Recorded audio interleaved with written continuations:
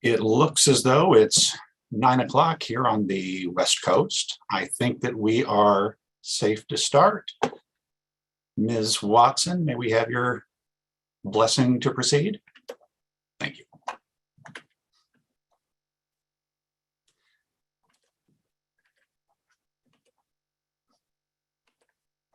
Well then, good morning, everyone, and welcome to the February 15th Oregon Tourism Commission meeting.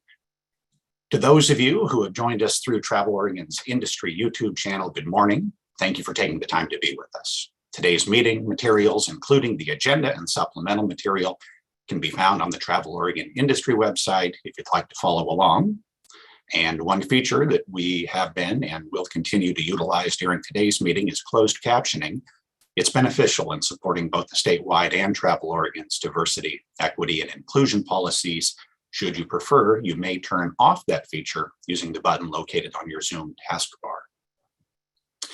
Commissioners, I'd like to acknowledge that in holding a live stream meeting today, we meet all public meeting notice requirements as required by state law.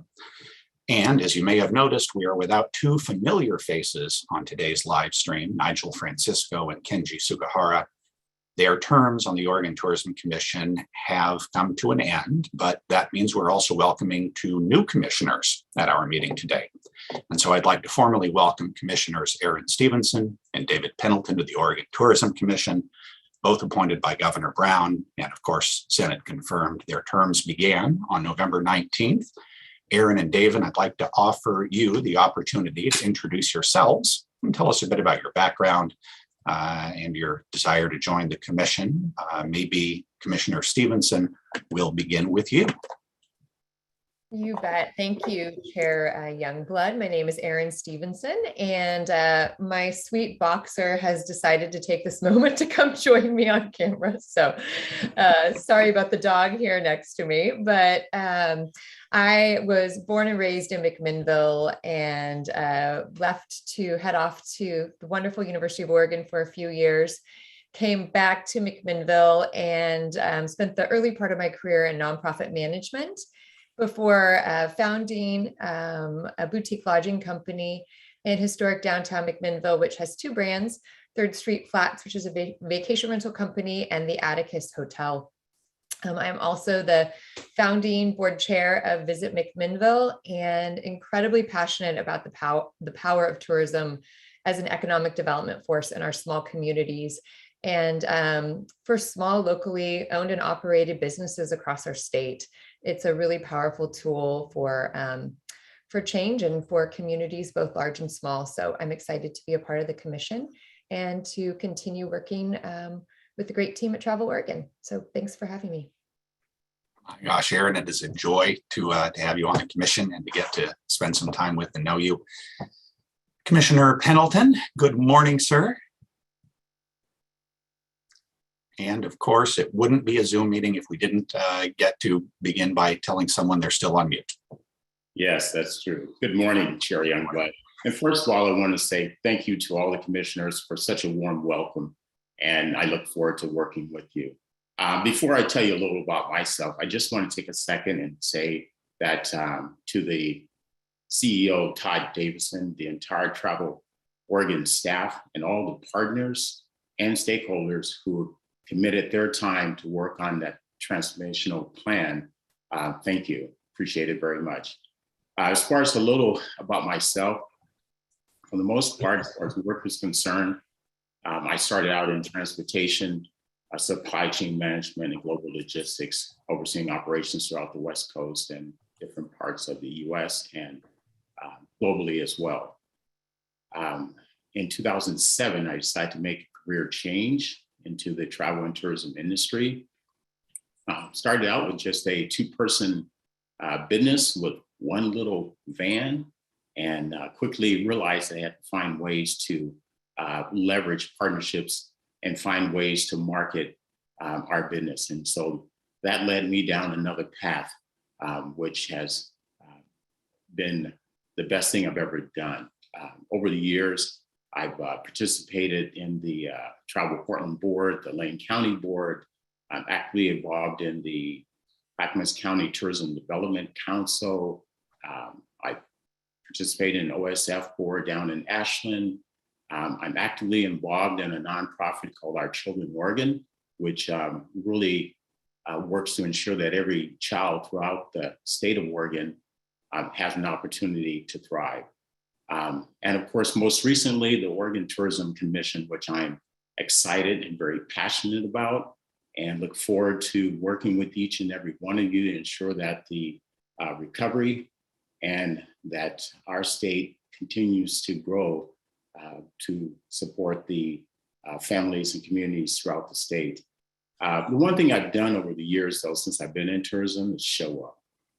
And I think Todd can attest to this, that throughout, whether it be in the state of Oregon, throughout the US or international, I made a commitment and investment to travel with the team and other partners throughout the state to do what I can to help support the growth of tourism in the state. Now, for most of you know me, you know that I'm very passionate about running. I do a lot of biking, hiking, fly fishing, camping. Normally when people are asleep at 4 or 5 in the morning, I probably just finished a 10-mile run. But in life, the most important thing to me is family. And so I spend as much time as I can now with family as well. So thank you for allowing me to be a part of this amazing team here. And like I said before, I look forward to working with you. That's incredible, David. Thank you.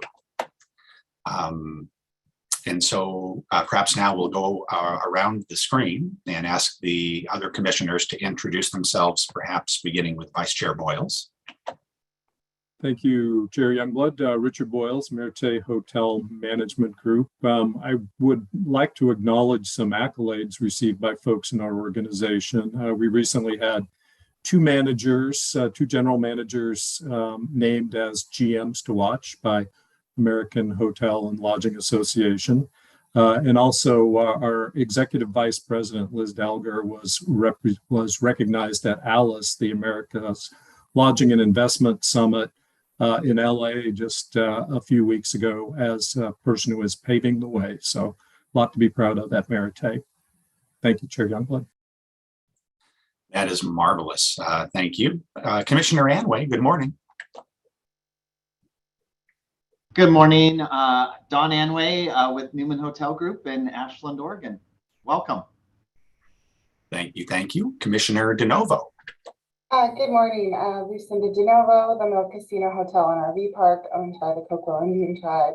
And I just want to take this opportunity to welcome David and Aaron. I know we met a couple months ago, but I'm so looking forward to working with you and the contribution that you're going to make on this commission and to the state of Oregon.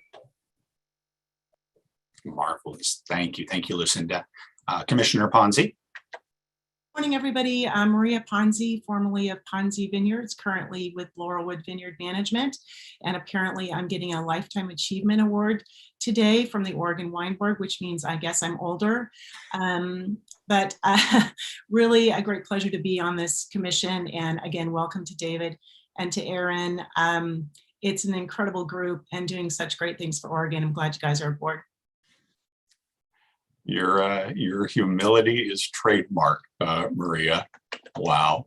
On to Commissioner Shepard. Good morning. Good morning, everyone, and welcome, David and Aaron. So glad to have you on the commission and look forward to working with you. And Mia Shepard, I live in Maupin, Oregon, and own Little Creek Outfitters, a guide service taking people fishing on all the beautiful rivers in Oregon. So, some of them. Good morning, Mia.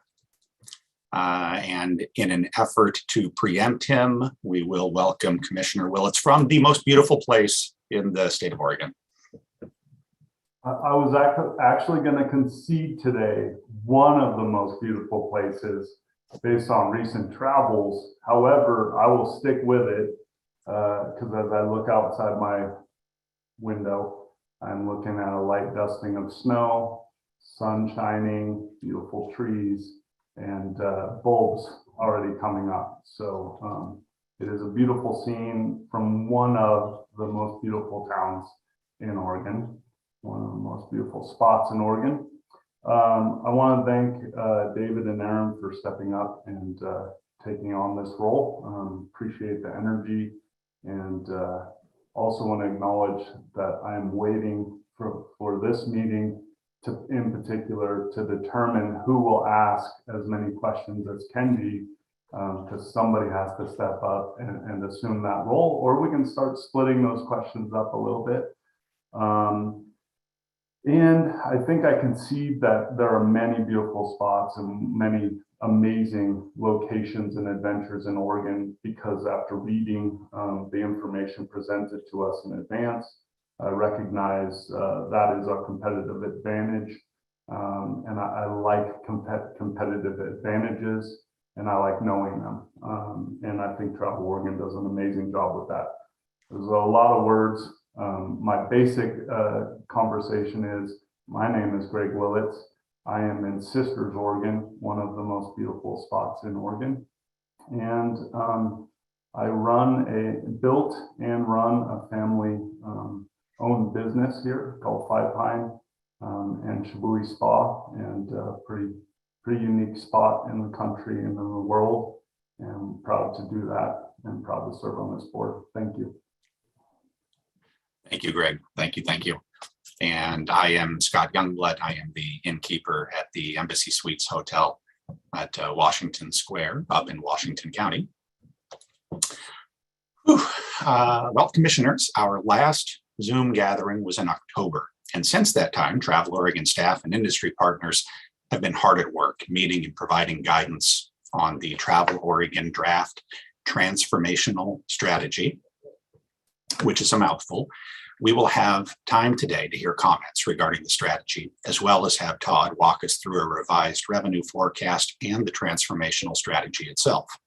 I'm excited for the dialogue that will bring, and the shared sense of curiosity and concern that we all bring to these meetings. Folks, we are 10 days shy of a somber 2-year anniversary that many of you will remember. In February of 2020, we held our last public meeting in the presence of our friends and industry partners physically together in Independence, Oregon. As our meeting minutes reflected, we knew then that a novel coronavirus was beginning to cause concerns, but honestly could not have imagined just how disruptive it would become. The personal and professional adversity and loss each of you have experienced over the past 2 years is difficult to put into words. And yet you and your community are resilient. You're still here in service to one another, to our industry, and in the oath of service that you've taken.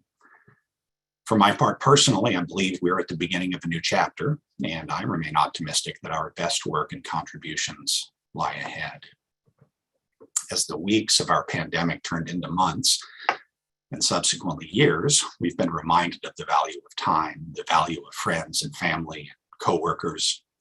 We learned that we're more adaptable than we might have imagined, and we learned how quickly we can and how much we hope to never have to pivot so much again. I remain optimistic for this day and excited for our future as colleagues and partners, as a community, and certainly as an industry.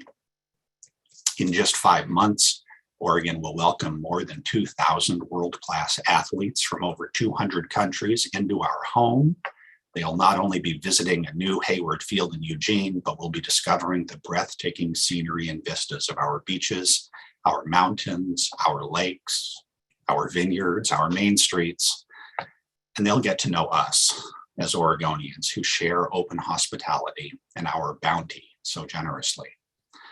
From our humble and hardworking roots, Oregon's tourism industry will benefit from this opportunity to share the magic we each hold precious, the people and places and products that make us different and unique, like Commissioner Willits spoke of a few moments ago. Emerging from a time marked by incredible adversity and uncertainty, we will launch a new era, a next chapter, if you will, in our history, one that will help make a better life for all Oregonians through strong, sustainable local communities, and that embrace and welcome all visitors. And so, friends, let us get on to our agenda.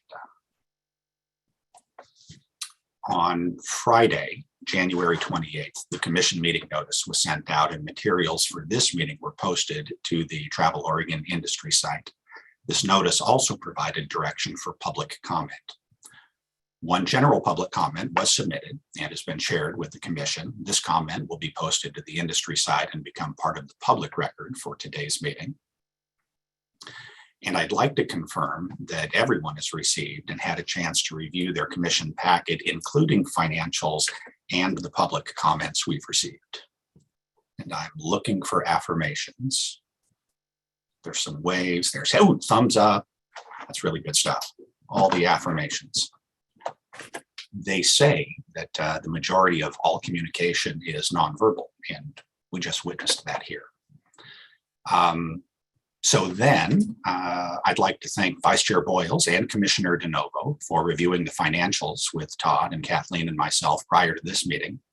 Richard, would you like to take a moment to provide the commission with your thoughts concerning our financial status? Yes, thank you, Chair Youngblood. We met and reviewed the financial statements as you stated. The most current financials for fiscal year to date were included in our commission materials and were posted to the industry website as well. As of December 31st, Travel Oregon had received $21.4 million, which accounts for 69.8% of the annual budget. For reference, it's typical to be at about 64% of budget as of December 31st. So Travel Oregon income is pacing ahead of budget. Travel Oregon has received $2.4 million in unanticipated revenue from fiscal year 21, and that will be part of the June 22 budget modification. Todd will be speaking more about our recovery during the revenue forecast. I think we can all be pleased with the recovery in revenue, particularly with the revenues in excess of budget. Travel Oregon's team continues to be diligent in tracking the organization's financial condition. We see no reason for concern about the financial condition of Travel Oregon or its ability to fund the adopted operating plan and comprehensive marketing plan. Oh, terrific. Thank you. Thank you very much. And commissioners, has everyone had an opportunity to review the October 5th meeting minutes? And if so, are there any questions or concerns concerning those? I have a comment, but it doesn't relate to any corrections or additions to the minutes. So I will save it till the after the motion, if that's all right, Chair Youngblood. Oh, absolutely. Well, and in light of that, I guess I will request a motion for approval of the meeting minutes. I move to approve the October commission meeting minutes as presented. I will second. Thank you and thank you. All in favor, please say aye. Aye. Aye. Nice. I should have asked you to use the little raise hand. No, that's fine. The ayes are fine. And any opposition? Brilliant. Then the October 5th commission meeting minutes are approved and will be posted to the commission section of the Travel Oregon industry website. Commissioners, Oregon's travel. Chair Youngblood, if I may offer a comment about the minutes. I see. Yes. So in rereading the minutes ahead of our meeting, I recalled, it was brought to my attention through reviewing them, that there were comments from Frank about some lack of clarity about the role of the commission.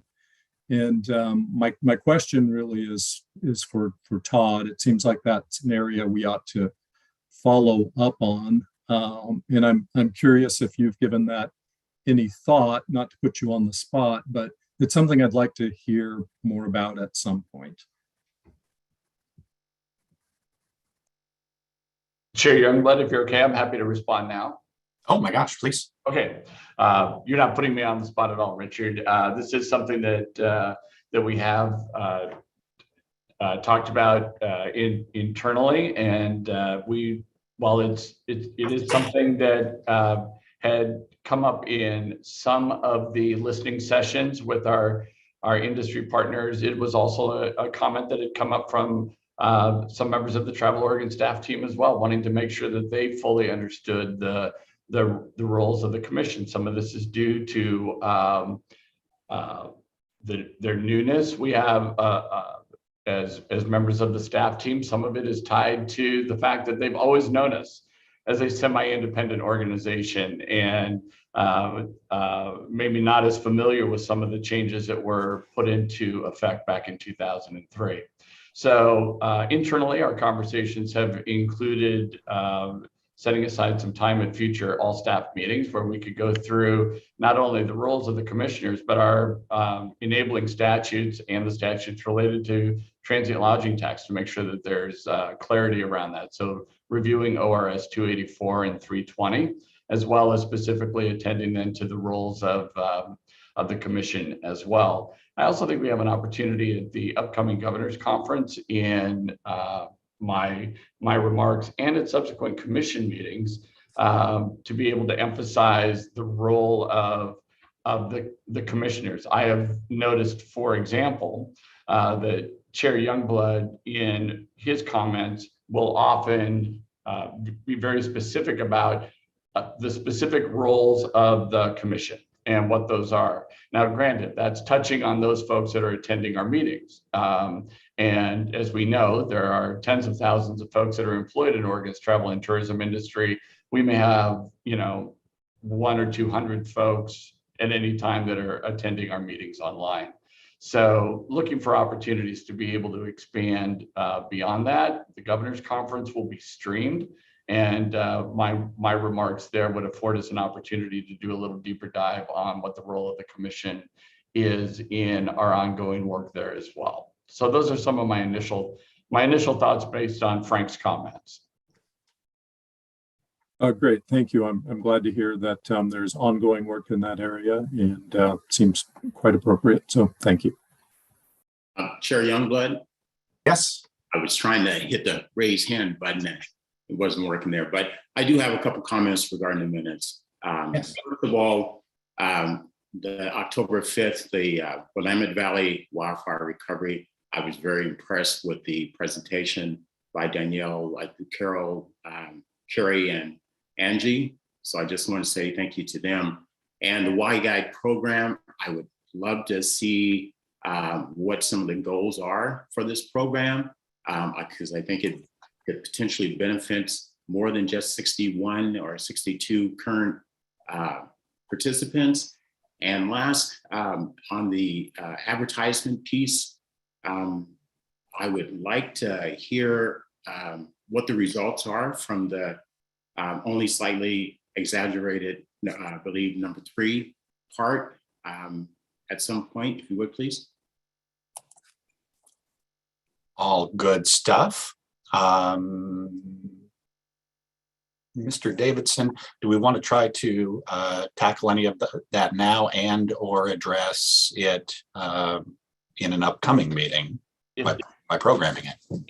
If I may, the agenda for our March meeting, which happens in conjunction with the Governor's Tourism Conference, anticipates an agenda item specifically to recapping the recent only slightly exaggerated campaign and the learnings from that campaign. So we are anticipating time held on our upcoming meeting so that we have the opportunity to have all the metrics analyzed, and we're able to bring a report to the commission at that meeting. So, and it will be included in some of your advanced materials as well, because there will be a strategic plan progress report. So you'll have some written results there and a presentation that will occur at the governor's conference meeting.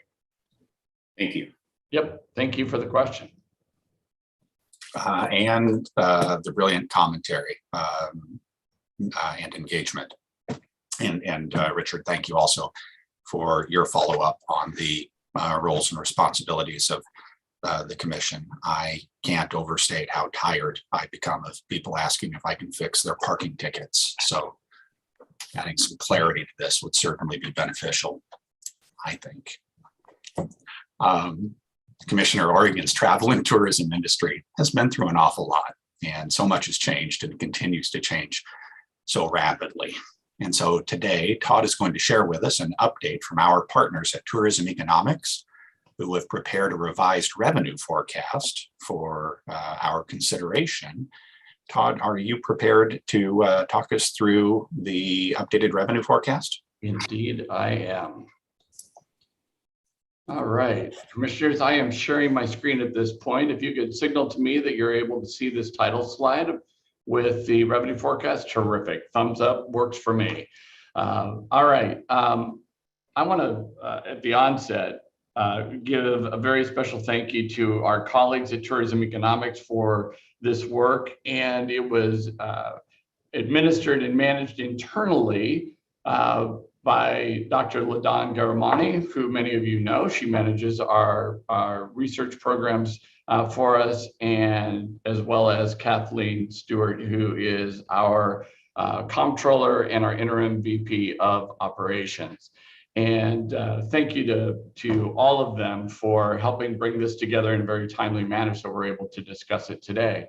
Commissioners, this may feel a little deja vu-ish to you, if I can use that term, because it's not unusual for us to talk about revenue forecasts in our February commission meeting. We often do it at this time so that we are putting some sideboards in place so that your staff are able to then go away and plan against those budget parameters, those revenue forecasts. This one's a little different because it's happening in a year that we're in the middle of a biennium rather than planning for the next biennium. We're actually looking ahead, and that's really tied to the recovery that you have referenced, Chair Youngblood, that we're finding ourselves in. When Commissioner Boyles provided us with the financial update, he referenced that we were running at 69+% of revenue as of December 31. Kathleen let me know yesterday that we have received our deposit from the Department of Revenue for both January and February, and we're currently at 88% of revenue. Normally, by the end of this quarter, which would include the March deposit, we would be around 80%.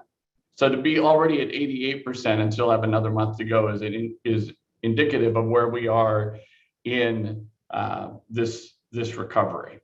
So with that, I'd like to jump into how we believe this is going to be impacting the revenue forecast that we currently have adopted. And as we often do, we want to make sure that we all have the same context. What it is that we are, what assumptions are we making? What is it that we're tracking? And how are we making our forecast accordingly? Some of the key findings are that there is a lasting impact that had occurred from the COVID-19 impact. There was a downturn in the tourism industry that was far greater than anything we saw during 9/11 or during the Great Recession of 2008. Our revenue in 21 was down 42% of where we were in 19.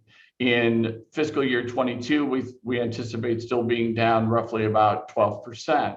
But on the upside, the US economy has rebounded very strongly. Over the last 7 months, Oregon's room revenue has actually returned to pre-pandemic levels. Now that's total room revenue in Oregon. That's not transient lodging tax revenue. That's total room revenue as reported either by STR or the State Department of Revenue. And our market mix is boding well for the recovery. High shares of the drive market, leisure visitors that are very good for us given the current climate. When we look at our statewide lodging tax history, we can acknowledge a few things. Number one, the lodging tax increased sharply with the increase of the lodging tax rate that occurred in 2016. And also, as this graph shows us, we see the impacts that occurred with the COVID-19 pandemic onset that was referenced following our February 2020 meeting where we all gathered together in Independence. The other thing this graph shows us is that there is significant seasonality in the data. Currently, our summer months are stronger than our winter months in terms of the lodging tax revenues that are being driven. Room revenue, similarly, has demonstrated to us that the summer season has been historically key to a strong year. And a variant-free summer, as we look ahead, would boost the leisure market and the recovery as a whole. And indeed, with the announcements of the lifting of mask mandates in 10 states just in the last week or two, that they're anticipating the lifting of those mask mandates or planning the time schedule that those mask mandates will be lifted. We are seeing upticks in consumer confidence. We are seeing upticks in travel sentiment towards travel in an era of post-COVID. And so obviously a variant-free summer would continue to boost that leisure market as we move forward. What's interesting about this graph is for us to anticipate, what did Delta do? There's a lot of talk about the Delta variant. Of course, last June, many of the limitations that were put in place, not just here in Oregon, but across the country, began to be lifted because of what we were seeing with can I call it the original COVID-19 before we were really talking about variants? But with the onset of Delta, as those restrictions went back into place, there was obviously an impact from Delta, but it didn't significantly reverse the prior gains. It slowed the recovery for sure. But as you can see from this graph, it didn't necessarily, at least significantly, reverse the prior gains that had been achieved by the industry. Similarly to the graph I showed earlier regarding how the room revenue has performed each year, you can get an idea for how the TLT revenue has increased over the last decade, reaching 40.6 million in 2019, but then dropping to 39.7 million in 2020, and subsequently dropping by 40% off the 2019 level to 23.5 million in 2021. As we look at the recovery, it's important for us to look at kind of the macroeconomic trends, and as we do that, we tend to look nationally at what's occurring. And you get an indication here in terms of what's happening with US GDP growth following some of the previous recessions. Most directly, the red line showing you that great financial crisis, the great recession that occurred back in 2008, and what the recovery looked like from that. What's interesting is when you look at COVID, there's that definite stepping off of the cliff that resulted from the COVID-19 virus and the steps that were taken to mitigate its spread. But the recovery, especially in GDP, has been brisk and is currently running well ahead of the 2008 recovery. Similarly, and I think many of you have heard this in the news of late with all the conversations around what's happening with supply chain disruptions, with inflation in general, what we have seen during the pandemic is consumer wealth, household net worth is actually at a record level, and debt is very low in households. So consumers have dollars to spend. And that again bodes well for the travel and tourism industry. And the consumers are spending. In 2021, the rate of consumer spending growth was the strongest that we've seen post-World War II, 8%. And the projection for 2022 is roughly 4.3%, not as strong obviously as 21, but still strong when you look back over the last decade. 4.3% in 22 is still very strong consumer spending growth. When we look at specific tourism sectors, the expectation, and again, this is looking across the US, this is not Oregon specific data, you get an idea of which half of which year we're anticipating experiencing a full recovery. And from the idea of the number of domestic leisure person trips, the expectation is the second half of this year we will cross between the first half of this year and the second half of this year, we will be back to 100%. As you can see here on this graph, we crossed from 99% to 102% of where we were in 2019. Again, domestic leisure person trips. When we look at travel expenditures, of course, as we've heard and have experienced, business travel is lagging leisure travel. So leisure travel expenditures are expected to get back to 2019 levels this year. That's the 100 that you see there. But business travel spending is not anticipated to get back to 2019 levels until sometime during 2024.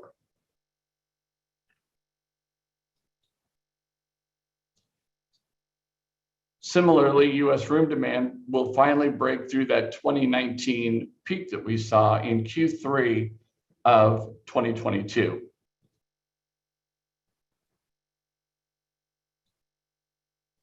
So what does all this mean to us? As we look at our revenue forecast, we look at our market mixes, we look at what's happening in Oregon's economy relative to the national economy.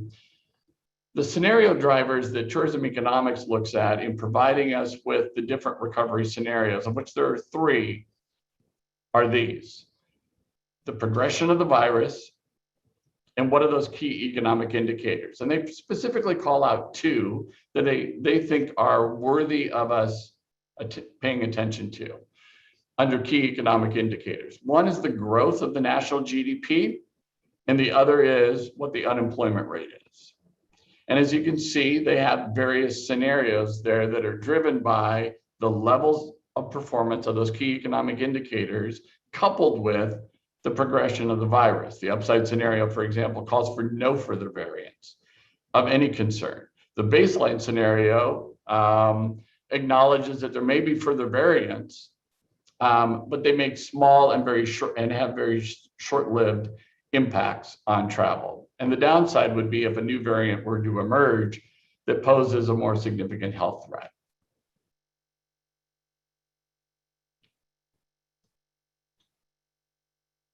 So the market, the factors that we're looking at as we contemplate our forecast is Oregon compared to the rest of the US has several factors that indicate that we may see a faster than average recovery. The positives for us are that high leisure share, the high drive share, a high transient share, and a high domestic share of our overall visitor spending. Coupled with that we have numerous attractions that are what folks are aspiring to do and have been encouraged to do. Get outside, experience the parks, the hiking, dare I say, maybe some fly fishing for Commissioner Shepard. But this idea of being outdoors, being active, and we have that here in Oregon. We have a number of desirable attractions. If there's a downside drag, it would be if there isn't another variant that is of concern, and Oregon has had a tendency to impose stricter restrictions when those variants do arise. And currently, our unemployment rate is slightly higher than the US average.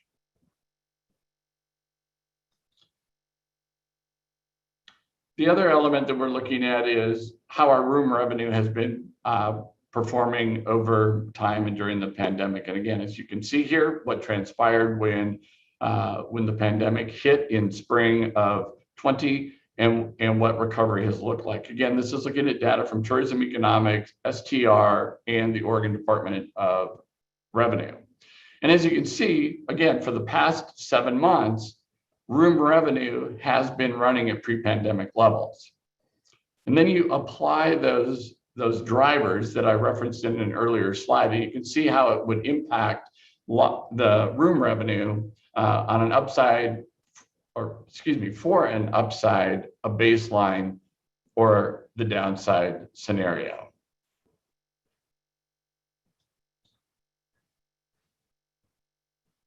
Once again, just taking a look at how COVID is acting, the COVID recovery is acting compared to what occurred to the US in 2008, what that recovery looked like to the US travel and tourism industry broadly. as a result of the Great Recession and what occurred in the US travel and tourism industry as a result of 9/11 and a recession also in 2001. Again, what you're seeing here is as we've experienced, the COVID-19 pandemic resulted in a far steeper crisis, that cliff, much more so than 9/11 or the 2008 financial crisis. But the recovery is on track to actually be faster. And what you see graphed here is where those upside, baseline, and downside scenarios would put us relative to the nation's recovery from the Great Recession and the nation's recovery post 9/11.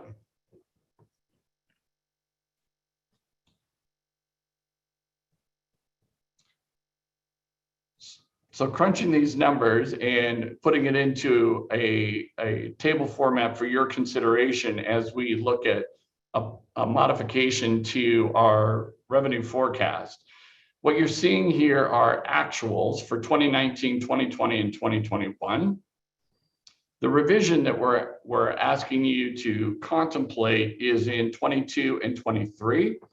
24 is graphed here as context, but we're really looking at this current biennium with the conversation that we're having here today. So specifically FY22 and FY23. Our sense is that the baseline scenario is reasonable. It reflects a conservative approach that we are prone to take. And there is still an upside for us in that scenario in terms of revenue based on the recovery. We are currently budgeted, for example, in 2022 to receive between 30 and 31 million. And as you can see here, the baseline scenario would call for revenue of 35.6 million. If I were to as I move ahead in the this slide for you, you can see it all in comparison. Our current revenue forecast for this biennium, for the 21-23 biennium, is 64.2 million. The baseline revenue forecast from tourism economics that we've reviewed internally would call for us revising this forecast upwards from 64.2 million for the biennium to 73.6 million for this biennium. The delta there is about $9.4 million. 20% of that is encumbered by statute for our RCGP program. 10% of that revenue is encumbered by statute for the grants program. So at this time, Chair Youngblood, that will conclude my presentation on our proposed revisions to the revenue forecast, and I will turn it over to you for discussion and questions. I was taking notes, but I'm going to defer to the other members of the commission to first to see who has questions. My screen is a little wonky, so the hand raise. I see a hand raise. We will start with Maria because I can see 6 of you. I'll see if I can get all of you on screen. There we go. Thank you, Chair, and thank you, Todd, for this review. And it's really encouraging, and it's wonderful to see that we might actually get past this thing. So thank you for the encouraging news. I understand, that the pandemic is slowing. My only concern, and if it's been taken into account, the situation that we have with our gateway, meaning Portland, and if there are concerns about the city's situation, and if that's having an impact for not just leisure, but also for business travel. And if you could speak to that, if that's been at all discussed as part of this revision. Thank you for the question, Maria. The short answer to your question is yes. We provide tourism economics with the Department of Revenue data that we have by quarter, by region, so that they're able to do that, and they take into account, for example, when you saw the recovery for business travel, and they're using the STR data, which of our markets are more business dependent than other regions of the state may be. We saw that earlier on in the pandemic, where those regions of Oregon that are less dependent on business travel as part of their market mix recovered more quickly than those regions that have business travel as more of their market mix. That while that's beginning to shift somewhat, that lack of business travel has suppressed some of the recovery in those regions that are dependent on business travel. But yes, it was taken into account. Good question. David, go ahead, sir, once you're off mute. Okay. Thank you, Todd, for the update. Just a quick question to you. I firmly believe that a lot of what we are seeing is still a part of that pent-up demand where people are getting out. But I'm more looking at it from a long-term perspective. And so with this revision here, does this give us more of an opportunity to go back and look at ourselves and marketing development and be a little bit more aggressive? Because, this will takes a while to get going, and that Portland region does have an impact tremendously, to Maria's point, Commissioner Ponzi's point. And I'm just wondering if we can look at the sales and marketing piece and be a little bit more supportive. I think thank you for the question, David. And I think it's a great question, and obviously a very astute one. Is how do you continue to, like you said, there's a certain amount of pent up demand, but how do you continue to inspire travel to and within the state of Oregon, which is always been part of the charge of Travel Oregon as an economic development agency. So in light of that, we do have that opportunity as we move. Later in this meeting, we're going to have a conversation around the transformational strategy. Obviously, that's a very high level strategy. The next step in that are the specific action plans that would be, that would go against that, and subsequent modifications in the budget as a result of this revenue forecast and our work. So all that to say that we definitely have the opportunity here to look at the fact that, we not only have this opportunity to tap into the pent-up demand to inspire travel, but to also look at how and when we're inspiring that travel. You saw earlier in this presentation how seasonal the leisure industry is in Oregon. How can our marketing dollars be utilized to help drive visitation during those shoulder seasons? So we're creating year-round experiences and opportunities for our visitors as they travel here. How do our marketing investments need to help stimulate that? At the same time, we're anticipating the return of some of our international air service, bringing those visitors back, certainly from the transatlantic flights returning before the trans-Pacific flights, from all indications that we're receiving right now. And here we know, as you know from your business as well, David, that our international visitors tend to travel more year-round, tend to be in Oregon longer, spending more dollars while they're here. And so it's another opportunity for us to also look to those shoulder seasons, which not only aid the businesses in terms of their receipts from visitors, but it also enables us to look to the workforce and helping reduce that seasonality in the workforce situations, creating more year-round job opportunities as well. So all that to say, I'm a firm believer that as we talk about ourselves as a destination management organization, that one of the tools in our quiver, one of those arrows in our quiver, as a destination management organization is our marketing. What messages we're putting out there, when and to who, is also central to how we see the Oregon tourism industry growing and thriving in the future. And marketing is a key part of that.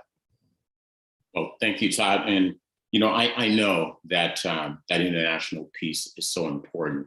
Most people probably don't even think about it, but, you know, we talk about the jobs component and ensuring that it's not just a seasonal piece. I think there's tremendous value here. So, but thanks. You know, as tourism economics acknowledged earlier in this presentation, and as we've known for a while, you know, roughly 12% of visitor expenditures in Oregon were coming from international. So we're 88% domestic and roughly 12%.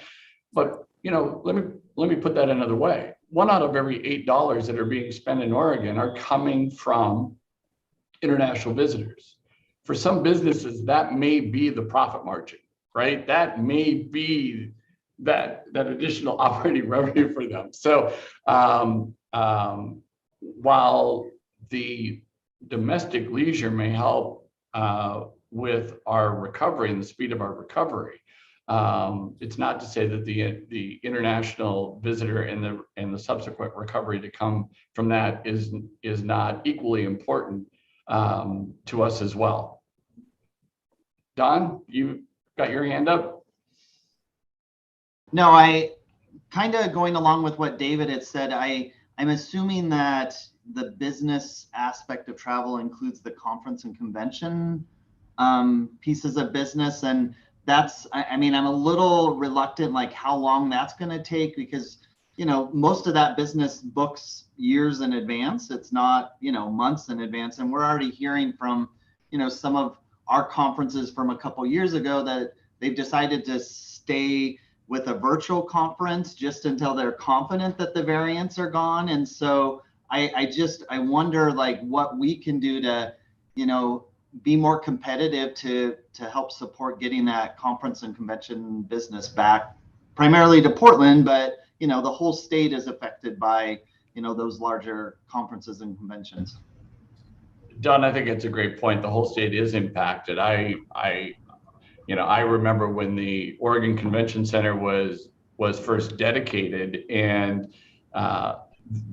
you know, part of the drumbeat behind its construction was the fact that being able, when you're bringing in these major citywide conventions, that folks will come for pre and post tours. They'll want to experience the Oregon coast, visit our wine country, get down to Crater Lake, go out and experience the grandeur of Eastern Oregon and the Cascades. So we know that there are ripple effects that occur from those major citywide meetings, but also some of the smaller meetings that are able to be hosted in other communities throughout the state. Not to mention also the sporting events, whether it is something as major on a global stage as Oregon 22 will be for us this July, or something, you know, seemingly more innocent but highly impactful, like a youth softball tournament that brings a couple of dozen teams to a community and fills hotel rooms in Medford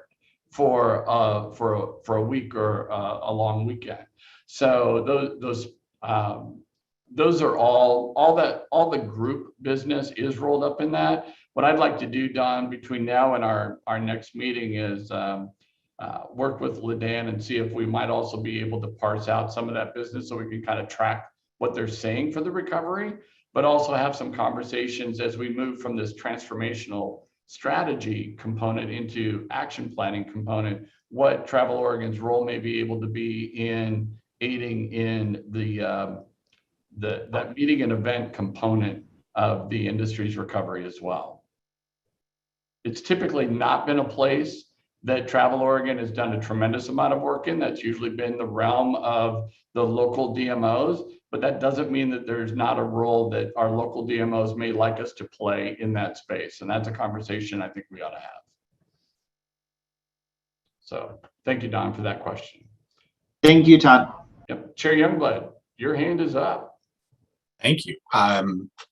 Just, I guess, following up on what Don was saying, the importance, the significance of Portland to our statewide travel and tourism economy can't be overstated. We have, over the course of the past couple of years, had some very meaningful updates from our partners at Travel Portland, and we may consider for one of our upcoming sessions, or even just to share information between sessions, request kind of an update on kind of a status update on how things are going. Anecdotally, Dawn, I will say that I've seen a recent uptick in particularly association inquiries. Obviously, unlike a lot of large corporate gatherings, associations kind of build a large part of their business model, not only around membership fees, but around fees associated with their annual gatherings and continuing education and all of those elements of their business model. And so I am optimistic that as we consider state association, regional association business that may move up and down the I-5 corridor, and even national association business that will choose Portland along with the accompanying pre and post itineraries that attendees enjoy, that the research team at Stevenson and the research folks at Travel Portland may be able to help us with some more insights.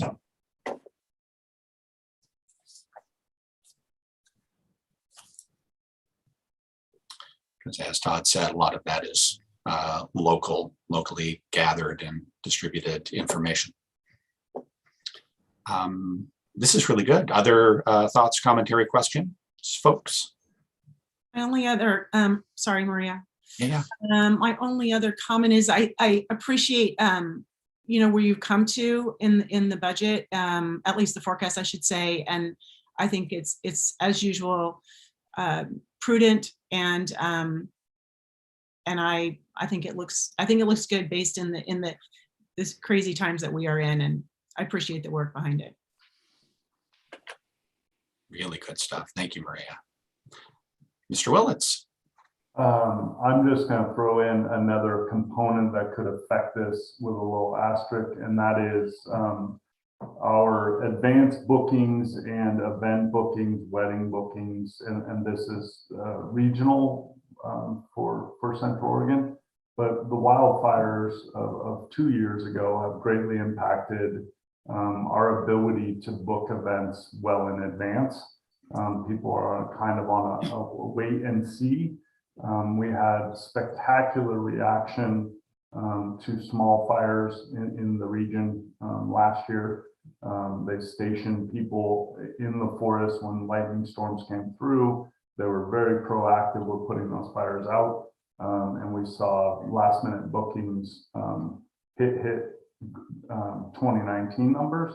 But should we have a large or an intense fire season, I think it will have an impact in 2022, certainly, and continue to impact years following. It has been a new challenge for us, where we really don't book large weddings or large events in August, in September, early September.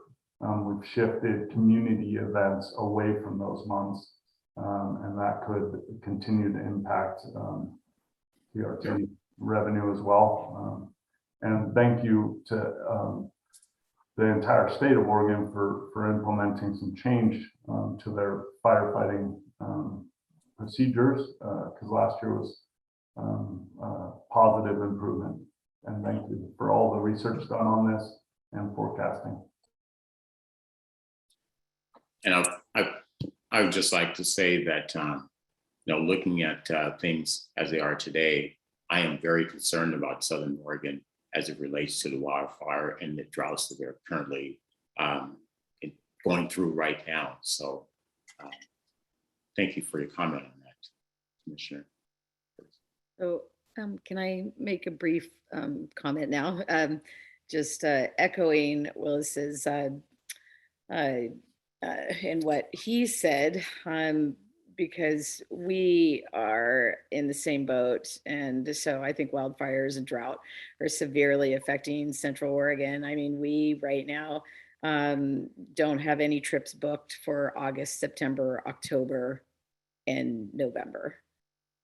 So we're right now just, you know, and people are waiting to see, like, you know, and this is all, you know, it's gonna, you know, hurt. And hurt this area. So hopefully we get a lot of rain and, you know, a lot of rain and see some clouds and definitely some more fire management. So thank you. Thank you very much, Mia. Todd, I couldn't help noticing you writing notes feverishly. Anything to add? No, just making sure I made note of all the promises I've made. In terms of information to bring back at subsequent meetings or as follow-ups to this based on the questions. So if there are no further questions, Chair Youngblood, I would welcome a sense from the commission of their concurrence with this proposed forecast, so that we can begin to plan against it and bring budget modifications to the commission later this spring. Brilliant, thank you. And obviously, commissioners, this is not a budget modification in and of itself right now. Just looking in terms of dialogue for the general consensus that you approve of kind of this centrist approach, not taking either the overly optimistic or overly cautious route, but that you're comfortable with the forecast modification as we've discussed it. Yes. Yes. Yes. Thanks, Chair Youngblood, for the clarification as to which of these we are endorsing, and so yes, I'm comfortable with the baseline for planning purposes. Thank you for reminding me of the term baseline. I was struggling for some reason. My brain just stopped and I couldn't remember the term. So baseline, thank you.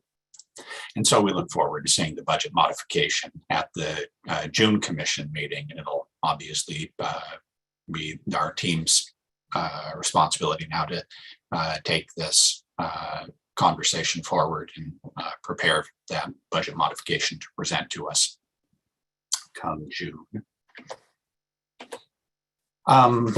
As mentioned earlier, on Friday, January 28th, the commission meeting notice was sent out and materials for this meeting were posted to the industry site.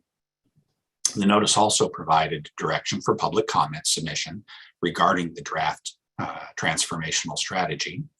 And while public comment on the transformational strategy will remain open through February 21st, we want to invest some time today to review the comments received already through last Friday.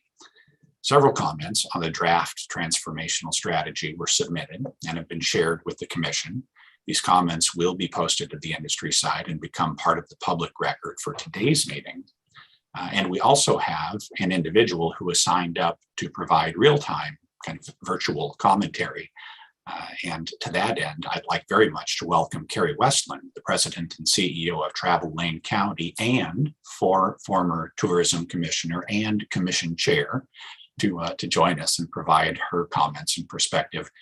Carrie, thank you for your written comments already submitted, and we look forward to hearing from you today if you are with us. I am. Thank you very much, Chair Youngblood and members of the Oregon Tourism Commission. I want to thank you for the opportunity to comment on the draft transformative plan. I know you received my written comments last Friday, and so I just want to emphasize a couple of points today. A 10-year strategy document provides a very important framework and clarifies priorities for focus for the biannual and annual cycles of work that I've heard Todd reference today with an heartwarming language. The draft plan beautifully articulates values we all hold dear, and it describes a future that we are all committed to achieving. But I believe more clearly articulating Travel Oregon's primary mission in growing the visitor economy is imperative to maintaining its connection to its funding source. A healthy visitor economy is Travel Oregon's contribution and pathway to the future articulated in the draft transformational plan. Travel Oregon is in a position of trust to the industry as well as to the public, and it has a responsibility and is accountable for its unique economic development role in ensuring the economic vibrancy of the industry and lodging sector. This role, forged in a partnership between industry and the state, needs to be celebrated, embraced, and articulated in this plan and every plan published out by Travel Oregon, so that readers and legislators less familiar with our history understand it, respect it, and uphold it as a logical pathway to a better shared future. There's a very important story to be told, retold, and told again about the importance of that funding partnership to achieving a healthy industry and a more prosperous Oregon. Even more candidly, Travel Oregon can, and in my opinion, should take a proactive role in incorporating its connection to the industry's economic health in its vision, mission, and core values language to help make the work of protecting the funding stream easier. Certainly there's context in the plan, and certainly we all know what our story is. It's those less familiar with our story that I'm concerned about, and the long-term funding stream that we all worked so hard to achieve. I want to thank you again for the opportunity to provide my perspective and input on this important strategic document. Thank you. Thank you very much. Well, Carrie, and while we have you on screen, commissioners, we have more time for our shared discussion and commentary following Todd's presentation, but as it relates to Carrie's authority, Carrie's experience, her wisdom, our appreciation for what she has meant to our state and our industry, this is a terrific opportunity for anyone to engage with Carrie on her views on her presentation this morning. If I may, Maria, Carrie, nice to see you. We go back a long, long time. And I just want you to know that I appreciate your comments. And I do agree that as we evolve, it's always important to take a nod back and make sure that we all appreciate the hard work that has been put into what we now know as Travel Oregon as the economic force that it is. And I think that we have the ability to maintain that visitor economy, the great partnerships we have across the state, while also becoming an even better organization. So I appreciate your comments, and I do believe that we share the same sentiments about how to move forward. Thank you. Thanks, Maria. Commissioner Boyles. Thank you, Chair Youngblood. Carrie, I appreciate your comments as always. One piece of what I heard you say that I would ask you to elaborate on is your concerns around the budget implications of the language in the plan. Could you speak to that a little bit? Well, I think my observation is, having been in a role of trust on the commission myself and just watching the cycle of legislative activity around some of these broader societal issues, I think that there's an opportunity for Travel Oregon to help the industry as the industry continually works to protect the funding stream by placing into some of these key components of the plan the pathway that economic health for the sector provides, and a recognition that we're achieving our role as Travel Oregon by focusing on the health of the sector, and particularly the overnight sector. We know that overnight visitors using commercial accommodations spend the most, and the seasonality that Todd has referenced, and the rural versus urban issues that change over time are really important components. I sometimes feel that we move away from the economics and into these broader societal issues. And I think they're linked, and it's okay to link them. It's okay to just outright embrace that Travel Oregon's role is to ensure the economic health of this sector, which is a very diverse industry. We have many BIPOC-owned lodging establishments in the state, and just sort of grab it, embrace it, and always make sure it's in writing, because we're not all going to be here forever. And we know how much pressure there is to get to this funding source, to more directly apply it to things that are not directly driving the economic health of the sector, but addressing the outcomes we're all leaning in on. So I'm sorry to be so verbose. I hope it's clear. I think Todd gets it totally. We've had a great conversation, and I think the team embraces it. And we sometimes just think it's a given that everybody understands it, but articulating it as carefully in the plan as we've articulated some of these societal and environmental outcomes is really important. I'd just like to say that I share some of those concerns, particularly about, collective memory, if you will. Many of our legislators don't serve that long and really don't know the history of the organization, or potentially don't care as they see a revenue source. So I think it is really important to lay those breadcrumbs in a plan that will extend beyond the terms of most of us, perhaps all of us who are serving on the commission today. So thank you for those comments. Thank you both. David? Yes, Carrie, thank you very much for your input here. But you commented on the partnership between government and industry, which is very important. Can you elaborate just a little bit more on the piece that I think I took away from that was the funding piece? What concerns do you have there?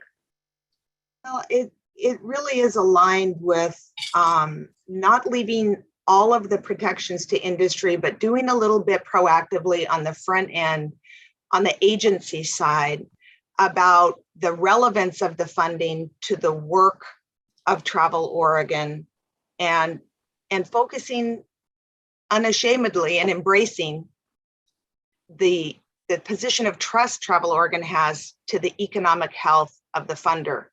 So we always have to be careful. Travel Oregon is a semi-independent agency. It serves the broader public, and it certainly has a strong ethos around destination health, but it also is in a position of trust to the industry that funds it.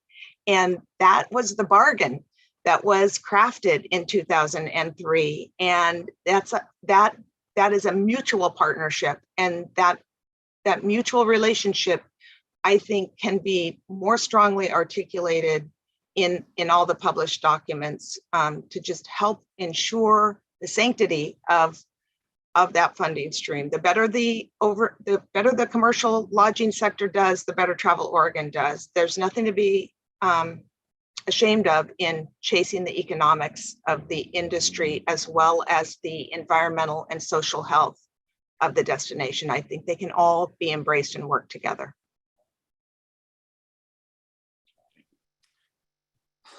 Thank you. Thank you, David. Thank you, Carrie. Commissioners, any other questions for Ms. Westland while we have her here? All right. Well then, no one else signed up to speak to us in person today. And so unless I hear otherwise at this time, we are going to close the public comment portion of this meeting. Watching the screen, stuff. And so to our industry partners, please note the deadline to submit written comments on the strategy is still February 21st at 5 p.m. We look forward to additional comments, as hearing from our industry helps provide the kind of insight into Travel Oregon and to our staff that Carrie has provided today.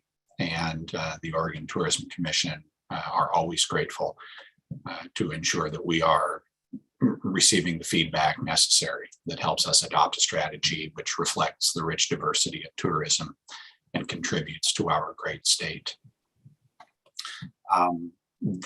The next element that we are going to undertake will be to have Mr. Davidson kind of walk us through the transformational strategy. But before we do that, I'd like to propose that we take a 10-minute break so that everyone can stretch their legs. And I want to make sure that that's okay with all of you. Show of hands, hand gestures, any other, thank you. That was enthusiastic, thank you. Well, I have 10:15 on my clock, so perhaps we will take 10 minutes, reconvene at 10:25. You are all comfortable with that? All right then, 10 minutes it is.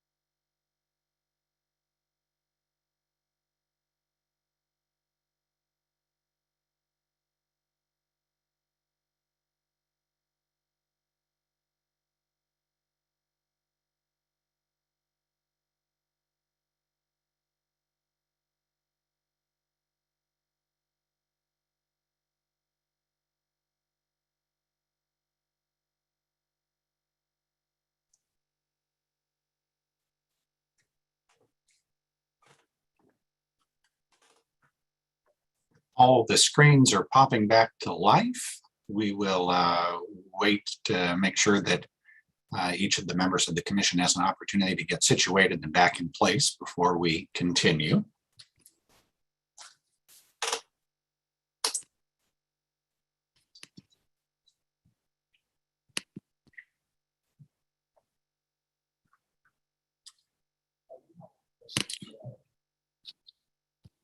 David, I can see you are off mute, so I know you're there. Likewise, Richard, I saw movement. Lucinda and Dawn, are you with us? Well, I think in any case, I don't have control right now. So. Well, thank God for your sonorous voice.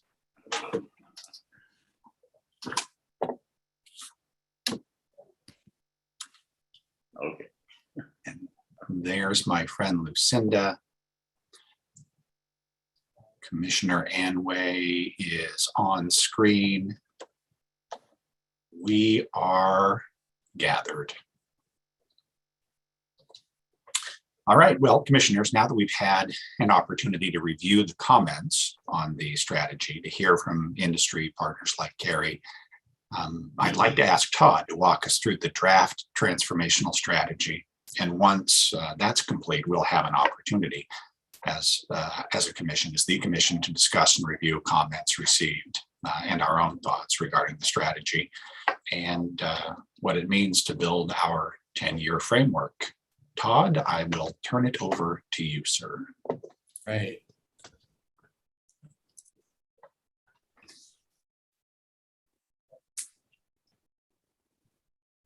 Well, thank you, Chair Youngblood. As has been mentioned this morning so far, especially in your opening comments, Scott, you know, the hours that have been invested by industry partners, staff, and you as commissioners in working with our contracted consultant, which is how this 10-year strategy has been developed, the hours have been countless. Now, we've elected on a 10-year strategy because we believe a consistent approach and path for the industry is necessary to be able to forge together over a longer time frame. We realize that doing anything less than something that aspirational is going to keep us in kind of a continuous planning cycle and not afford us the time and the space to really step in and partner closely throughout the industry and really make some things happen. So we believe that providing the commission with a transformational strategic framework with a 10-year timeline horizon is appropriate. I also want to acknowledge, though, that a new approach needs to be refined. And for that, I'm incredibly grateful that we have an industry that has been and continues to be willing to use their voice and use the process to step up and to provide us with insight and advice on how we can be better, not just regards to this transformational strategy, but the ongoing feedback that we receive from our industry partners is through regular check-ins, for example, that we may have with our RDMO partners, or engagement that we have with by speaking at the ODA conference or attending events with the Oregon Restaurant and Lodging Association and other DMOs and chambers of commerce and such, when they're gathering their members from across the state. That feedback has continued to be central to how we grow and how we've thrived together. So it's important that we continue to receive that insight and advice for how we can be better in our approach, so that all of Oregon's travel and tourism industry has the support and guidance that they need to do what they do best.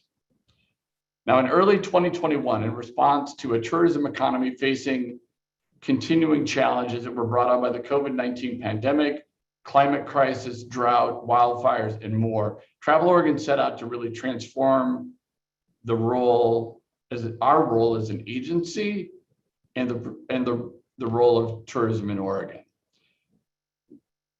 we all embrace the idea that true recovery doesn't mean a return to the way things were. It means pushing ourselves to find creative and meaningful ways for us to regrow, turning loss and uncertainty into an opportunity to come back stronger than ever. We knew that if we didn't address the needs of all Oregonians and have the systems in place to support our industry when they're facing social or environmental impacts, we wouldn't have optimized the opportunity, as tragic as it was, that the pandemic has afforded us, to pause, to reflect, to listen, and to transform our work. If the last 2 years have taught us anything,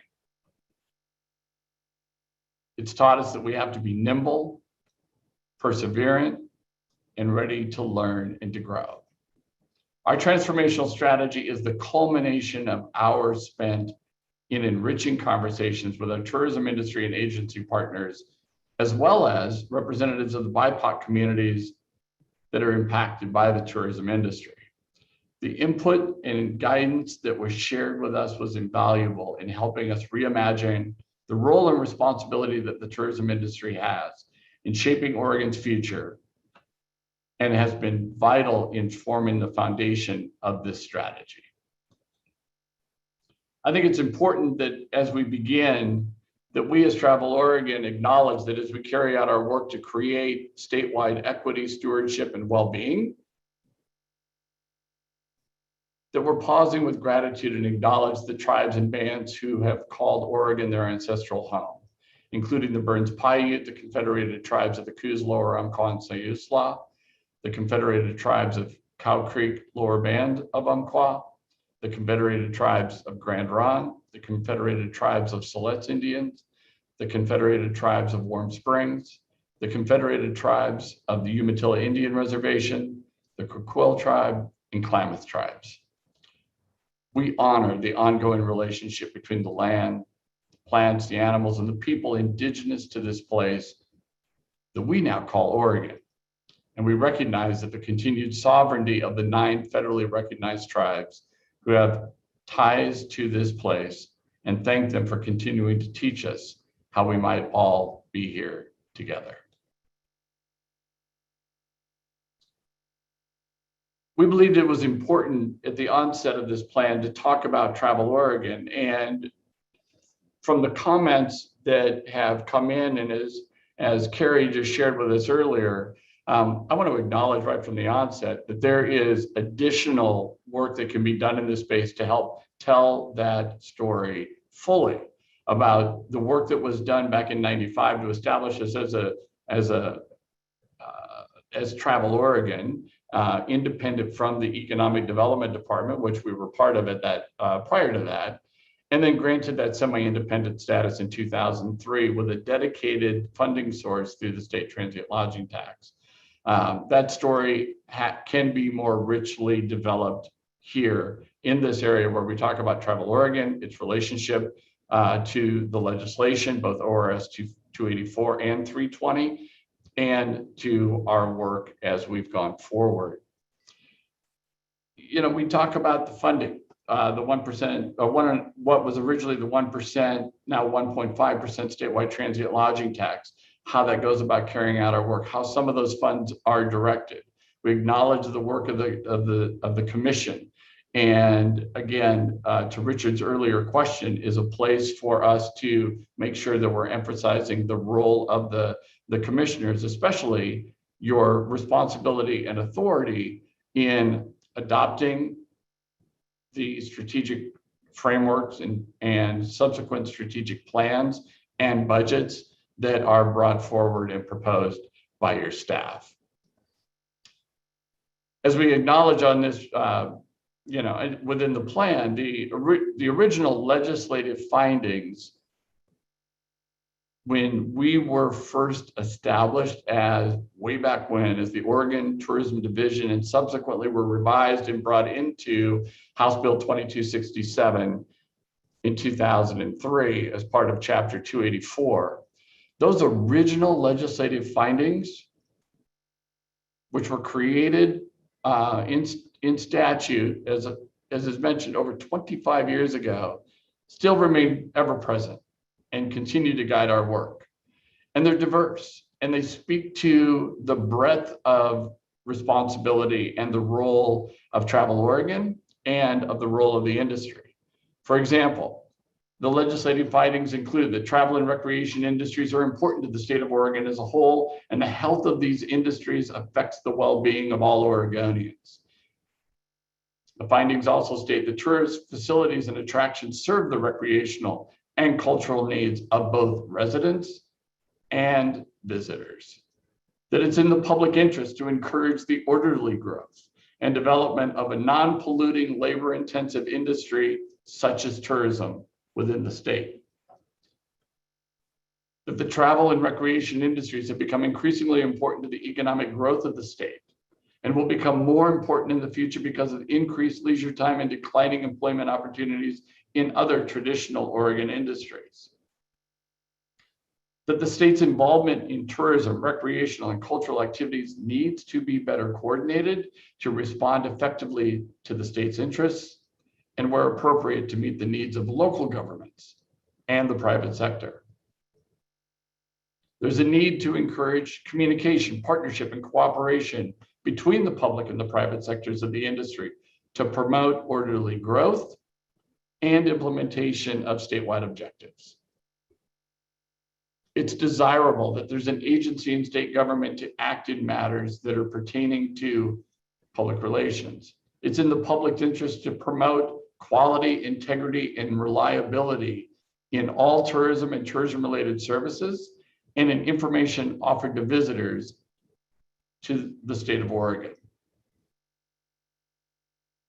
That Oregonians want to preserve the historical and cultural foundations of the state as a living part of community life and development, and to ensure future generations and visitors the opportunity to appreciate and enjoy the rich heritage of Oregon. The planning and promotion of tourism and recreation should be compatible with other state interests, like energy development, conservation, environmental protection, transportation, and the judicious use of natural resources.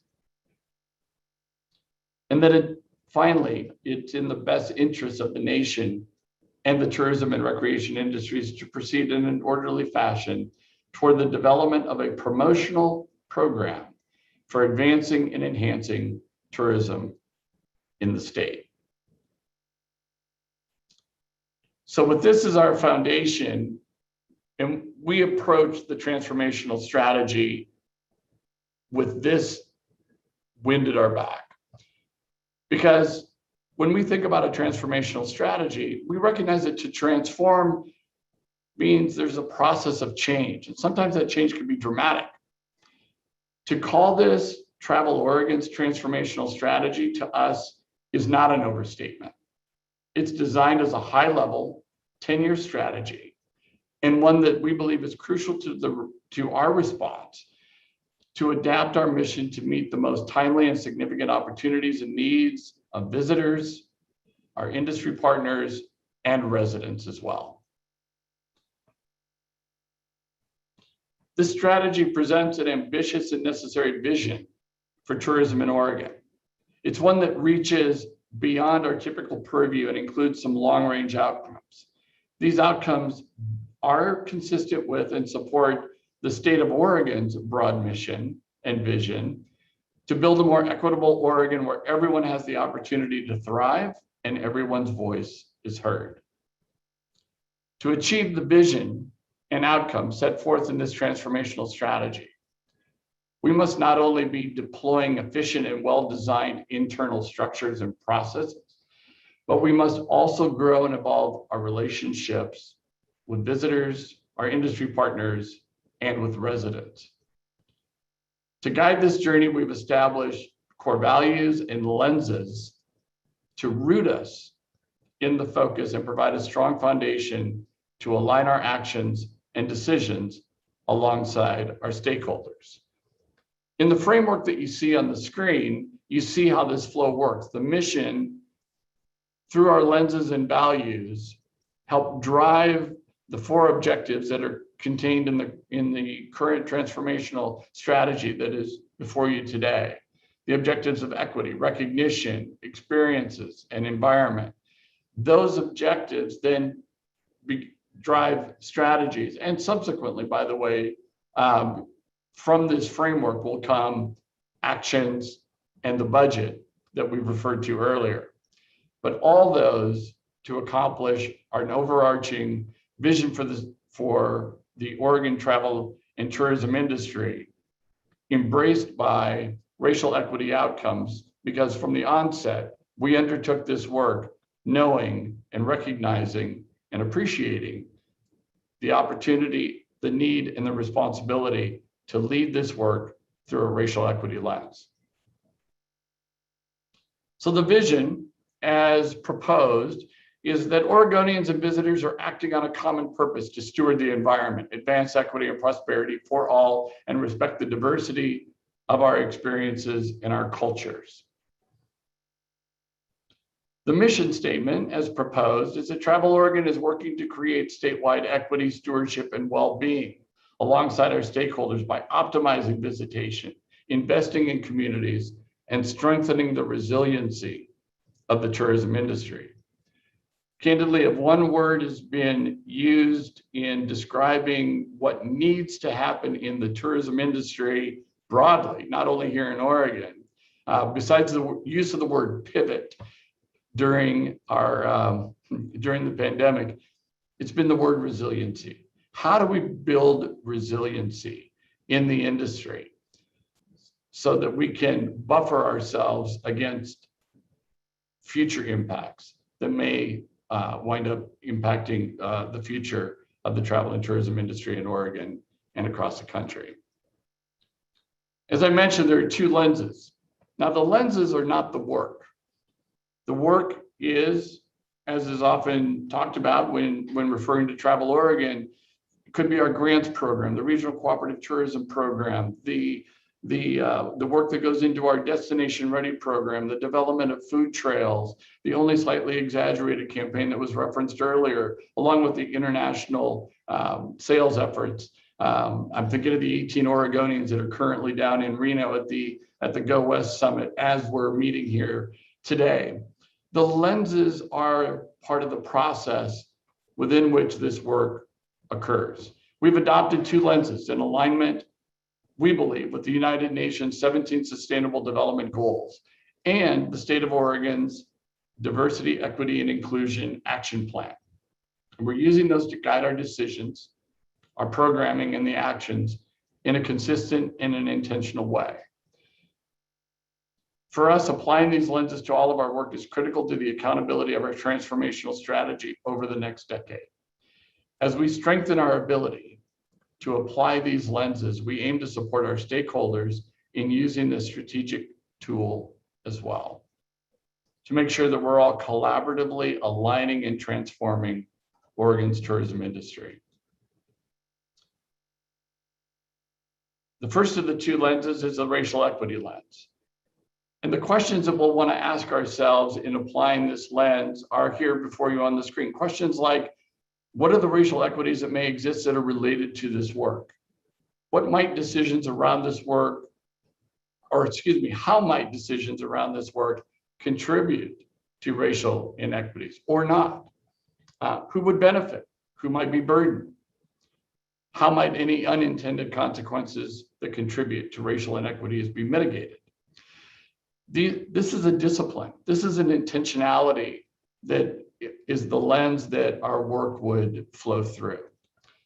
The second lens is a destination stewardship lens.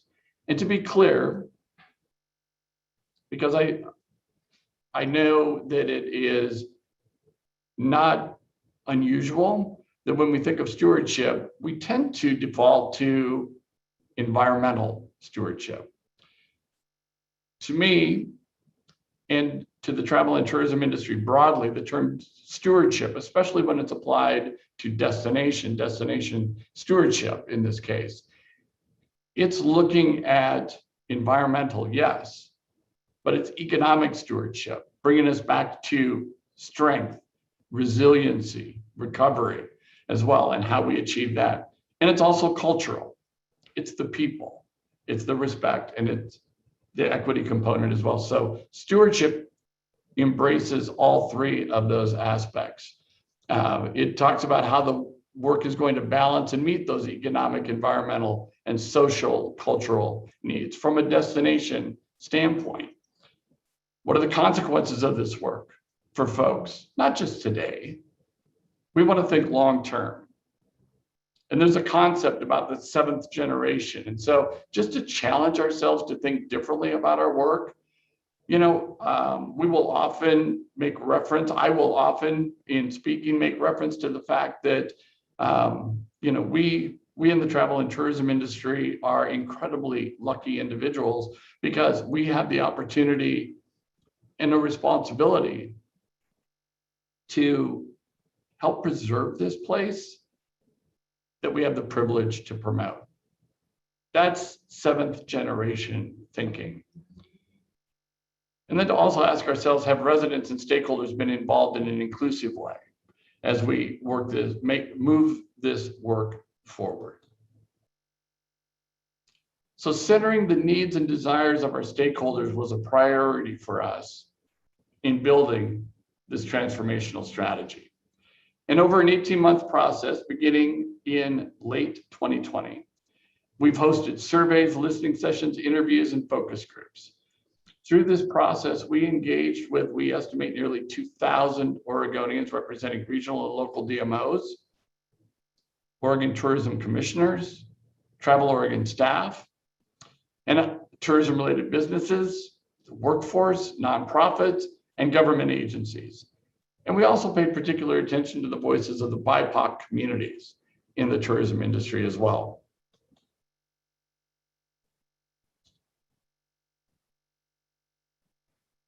As we propose this transformational strategies, there are 4 overarching KPIs.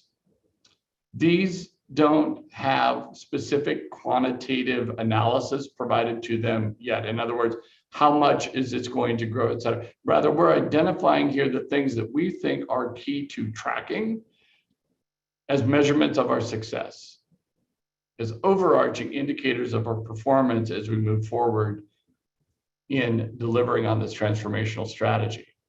These KPIs align with each of the objectives that are contained in this transformational strategy and would then be developed to provide quantifiable measures of Oregon tourism's performance and impacts statewide. This includes the economic impacts of travel and tourism. This is visitor spending. This is earnings. This is employment. This is, the things that, we talk about often in the travel and tourism industry as indicators of industry health overall. The 4 objectives that are contained in the transformational strategy are these. We believe that these will be used to really bring the mission to life and to then inform the strategies that are contained within each objective and subsequently the action plans that drive the budget.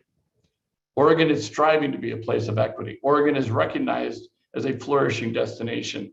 Oregon delivers remarkable experiences. Oregon respects the natural environment. So taking a look at each of these individually, Oregon is striving to be a place of equity. This objective makes progress towards the United Nations Sustainable Development Goals of decent work and economic growth, promoting sustained, inclusive, and sustainable economic growth, full and productive employment, and decent work for all. And peace, justice, and strong institutions. Promote peaceful and inclusive societies for sustainable development, provide access to justice for all, and build effective, accountable, and inclusive institutions at all levels. One of the public comments that was received in advance referenced how elements of the transformational strategy are indeed transformational, and others seem to be some of the work that we have undertaken already. Both of those pieces are very true. What's happening here is a level of intentionality, discipline, statewide approach comprehensiveness in terms of how this is flowing, not only, from and within Travel Oregon, but throughout the industry as well. Some of those examples, when just Travel Oregon examples, in terms of our work in the equity space, our global marketing team has adopted KPIs around diversity, equity, and inclusion. They're using them as internal benchmarks to demonstrate our commitment to featuring advertising that's targeting creative content, earned media, et cetera, all as part of striving to be a place of equity. We're working with the Oregon Film Office on the Oregon Outdoor Adventure Grant Oregon Made Film Partnership. This is supporting BIPOC creatives and has resulted actually most recently in a number of acclaimed films, but most recently, the Sundance nominated You Go Girl film that just came out, along with Wild Diversity and Pedal Through, supporting BIPOC actors and actresses, supporting BIPOC creatives. So either side of the camera is part of this, but it's driving tremendous content for us as Travel Oregon as well, and happening to also earn a Sundance nomination along the way. We're in the midst of publishing a guide to Oregon Indian country. We're producing this in development closely with Oregon's 9 federally recognized tribes. We conducted 6 different focus groups with BIPOC communities while we were developing the only slightly exaggerated 3, so that we could make sure that we were making that work more inclusive and reflective of us as Oregonians. The second objective is that Oregon is recognized as a flourishing destination, and this is consistent with making progress toward the United Nations Sustainable Development Goal, good health and well-being, ensure healthy lives and promote the well-being for all at all ages.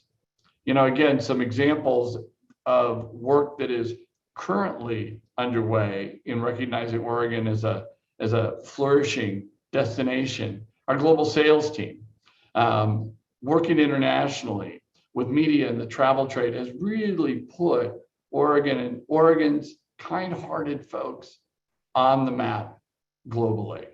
And this isn't just us. I mentioned the 18 people that are down at the Go West Summit currently. Well, 2 or 3 of those are Travel Oregonians. 15 of them are partners that are representing private businesses, local DMOs, regional DMOs, all showing up, selling Oregon first, and then driving demand for their respective regions, destinations, and businesses as well.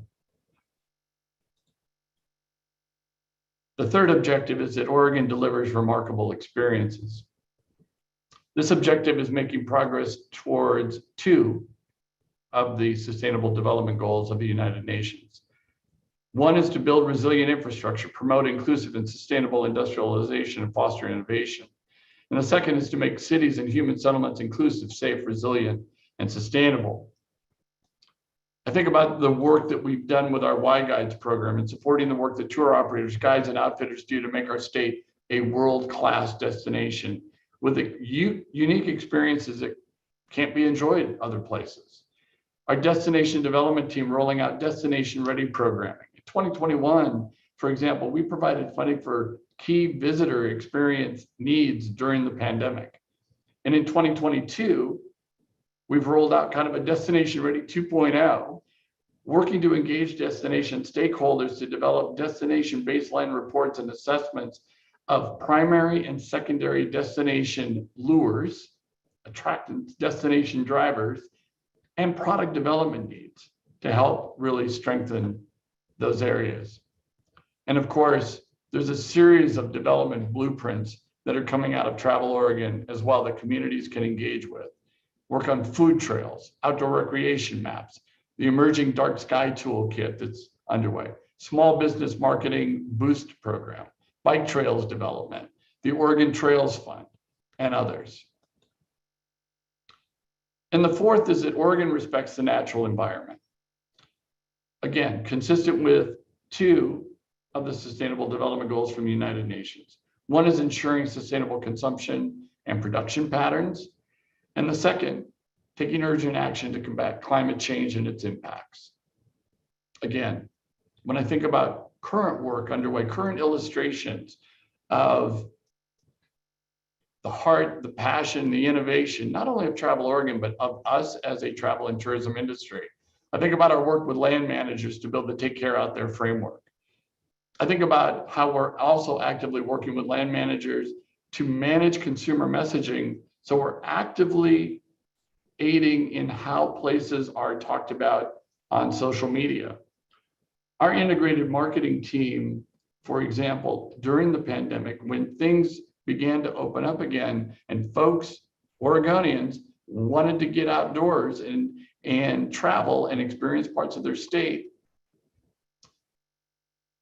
did so at volumes that created some concern in some parts of our state.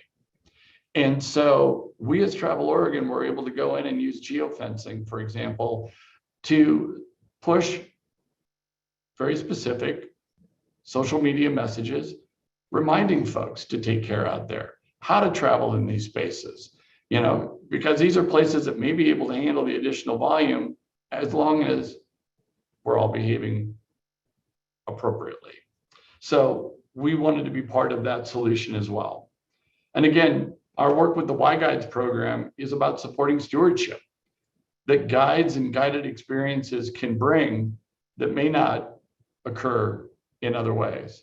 And our global sales team, in working with ABA and NTA, is supporting group travel. Fewer cars on the road, more mass transit being utilized, getting to group-friendly locations, working with, again, a responsible and reliable private tour operator.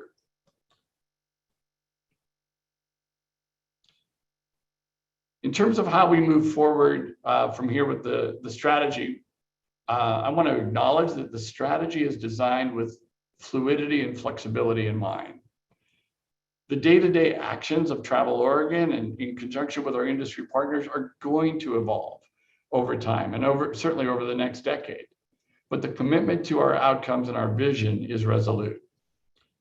To foster success on focused strategies on 2-year time periods, Travel Oregon is going to create action plans and biennial budgets for the OTC, for their review, for their consideration, for public comment, and for subsequently the Oregon Tourism Commission's approval. And we'll begin that in earnest for a full biennium next year in 2023, for the 2023-2025 biennium. The action planning and strategy-based budgeting processes will be guided by this transformational strategy, as well as the current state of Oregon tourism and global circumstances, continuous stakeholder input, and will also include then the next set of priority actions for Travel Oregon staff to carry out. As with everything that matters, there's a balance for us to consider. For us, that balance is finding a way to be transformational in our thinking, recognizing how much the world has changed, yet not losing sight of who we are and the vital role that tourism plays in Oregon. This is why it was so important for us to ground ourselves in that about section that I referenced earlier in my presentation. This reminder of our statutory direction that we were given 25 years ago still holds true today. That Oregonians want to preserve the historical and cultural foundations of the state as a living part of the community life and development, and to ensure future generations and visitors the opportunity to appreciate and enjoy the rich heritage of Oregon. That state involvement in tourism, recreational, and cultural activities needs to be better coordinated to respond to effective state interests. The travel and recreation industries have become increasingly important to the economic growth and vitality of the state and will be even more important in the future. And that it's in the best interest of the nation and the tourism and recreation industries to proceed in an orderly fashion toward the development of a promotional program for advancing and enhancing tourism in the state. Commissioners, these are words that were drafted over 25 years ago, but they ring just as true to me today. But we know the world has changed. And as we continue to do the work of a destination management organization, we must do it with even more heightened intentionality. We must intentionally look at our work through a lens of stewardship. Yeah, those who call this place home are more in tune to care for it. But how do we ensure those that we're welcoming to Oregon are also doing the same? We have to intentionally be better at looking at our work through a lens of racial equity, because Oregon is made up of diverse and vibrant cultures and peoples. And by sharing all stories, all visitors will be able to see themselves as part of our story and feel valued and feel welcome. This strategy can't just be Travel Oregon strategy or something that we can or should do alone. As the agency, the state agency that is designated with the development of a promotional program for advancing and enhancing tourism in the state, there will be opportunities for us to lead, but there will also be opportunities for us to partner. And there will be opportunities for us to provide assistance and support others as we all work towards strengthening the diversity of communities and cultures that help make us all Oregonians. So with that, Mr. Chairman, I will turn it back over to you. Thank you, Todd. And since there are no questions or comments, sorry, my screen froze for a moment. I was kidding. This is a great opportunity for commentary, for questions, and many of your thoughts. In no particular order, David first. Always David first. And you're on mute. Okay, thank you, Chair Youngblood. Todd, thank you. That was a wonderful presentation.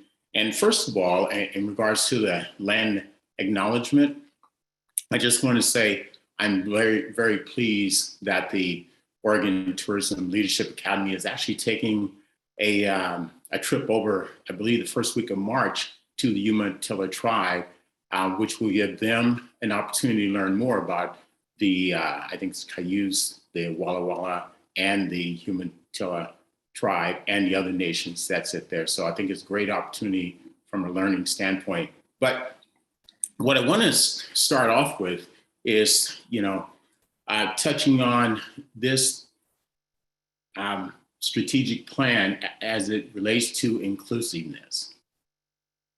And I know I'm a fairly new commissioner, but the fact is, and this may be for both Chair Youngblood and Todd, but I felt that this draft that was sent out, that we as commissioners should have had an opportunity to review this before it went out to the public. And my second thing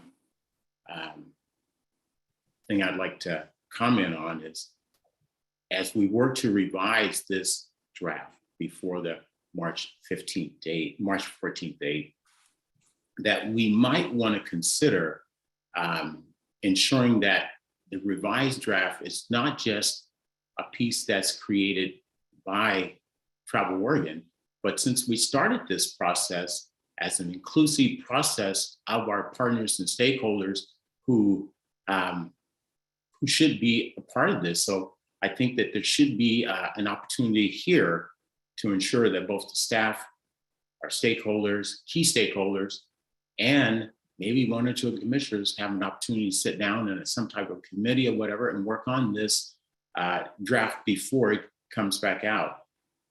And as a commissioner, I would like to have the opportunity to review the revised draft before it is sent out again to the public.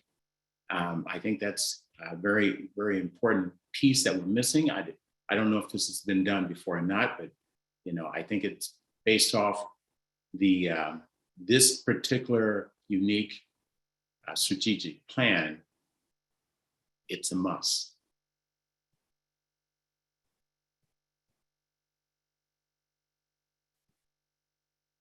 Brilliant. Thank you, David. Todd, any responses?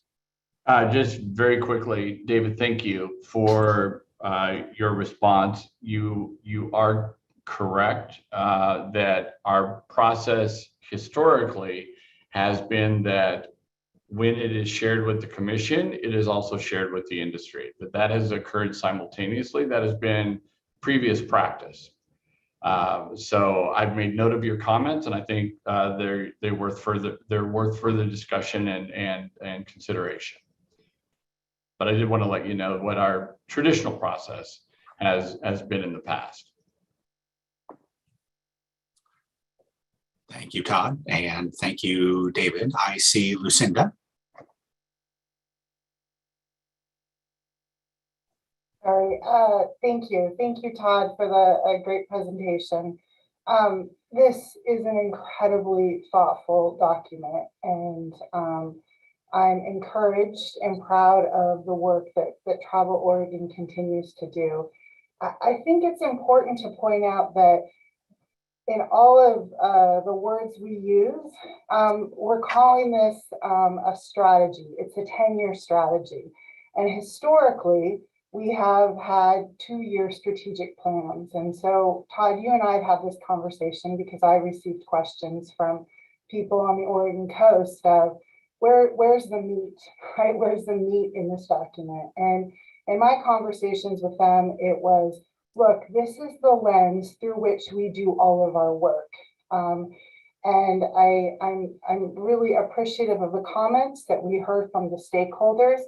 I feel like there's an opportunity for us not to blow up this strategy, but maybe just to call out an economic impact piece, like what we have in the traditional plan of optimize, what was it? Sorry, I don't have it in front of me.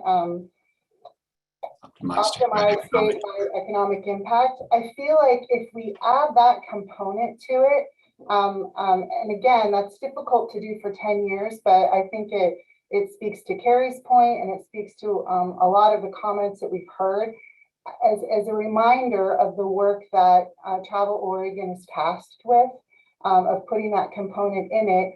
I know you and I had conversations that we were going to see those in the action plans, right? We were really going to see that level of detail. But I think to Carrie's point and other comments made by stakeholders, it's important to put it in the document because we're continuing to educate people about the work that Travel Oregon does. So I think really those are my comments.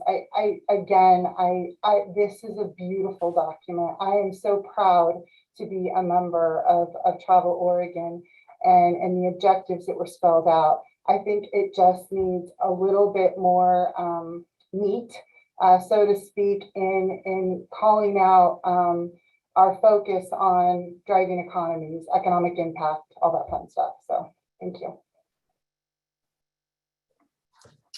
Thank you, Lucinda. And I'll just follow the same practice. Todd, any commentary or response before we continue on?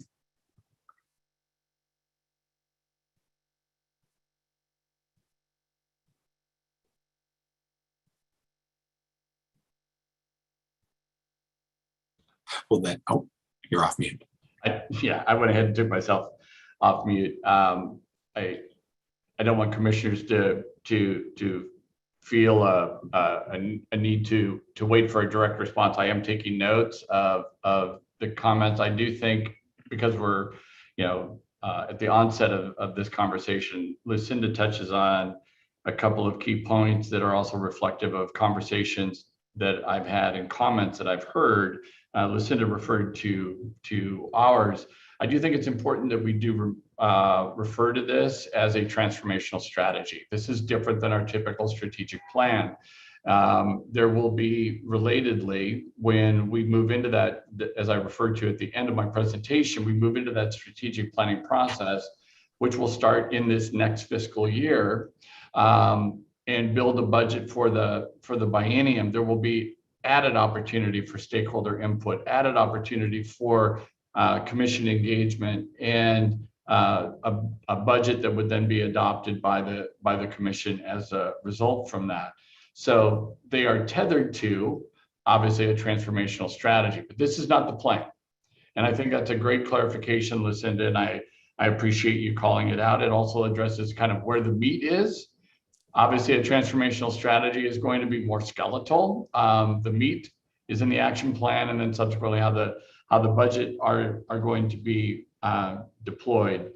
I also want to acknowledge, and I alluded to it a little bit at the beginning of my presentation in response to Carrie's comments about the role and responsibility, the trust that's been afforded to the Oregon Tourism Commission and to Travel Oregon, and making sure that that economic development component is called out. The way that comment has shown up in some of my other conversations has been, help me see tourism in this plan as an economic development tool for the state's economy. And in one of my conversations, that's basically the way the question was asked, and about where tourism as an economic development tool is found. And I responded by saying, you know, I believe it's implicit in the plan, and I began to speak to that, and then stopped myself and said, you know, the reality is, and this was the point of the individual I was speaking to at the time, their comment was, yes, I can see it, but will somebody that doesn't know us see it? Somebody that doesn't know tourism in Oregon see it? Somebody that doesn't know Travel Oregon see it? And so that, you know, while it may be implicit to some of us that have been working closely with this over the last year or so, it needs to be more, and this was the word that we were using in our conversation, it needs to be more overt. You know, it needs to be more direct, and it needs to be more clearly stated. So I did want to add those comments now, because I know we're kind of at the beginning of this discussion period, and I thought getting some of those things clarified now would be good. So Lucinda, thank you so much for your comments. Scott? This is good stuff. Moving on to Commissioner Greg Willits. Thank you, Chair Youngblood. I was impressed with it as a draft, and I appreciate that it's a draft and we're accepting commentary and have the ability to contribute to this before it is implemented. I was impressed with it, and because I think naturally and instinctively and educationally as everything as a financial goal or through a financial lens. And it was great to see some focus on things that are vital to our competitive advantage in Oregon. And we are different, we are innovators. We do not wish to have people see our magical places and leave with a bad taste in their mouth. We'd rather fewer people see those places and experience why they're spectacular. We want varied people and cultures seeing those places and respecting those places. And I think this document does a good job addressing that. Carrie's points are very well taken. If the state and stakeholders do not believe our mission, our primary objective through this is economic in a major way, we need to address that. I just naturally see it through that lens, and I'm so happy to see a complementary product that bolsters the proper use and proper visitation of those locations in our great state. And so I appreciated this document and was touched by the attention to inclusivity. And again, our competitive advantage matters. We are not our neighbors to the north or south or east, I guess, or far west. We are Oregon, and this document for me was on the way to a draft is on the way to something very positive for this state and a competitive advantage. And then my final thing that I would like to bring up is that our workforce resiliency and the workforce, the hospitality workforce today is in my community through advertisements is being beat up a little bit. We have been frontline workers accepting people, from Wildfire, people that were kicked out of their homes by wildfires, people visiting based on a COVID-related death. We were frontline workers. I have a team around me that showed up every day through all the thick and thin and worked incredibly diligent. They worked diligently to make sure people still felt comfortable. Many of those folks were from within state during the pandemic, but the out-of-staters as well. We were frontline workers to that degree. And today I'm seeing advertisements from manufacturing plants saying you're in an industry that's terrible, and they're showing the tourism industry leaders in that role. And I would like to see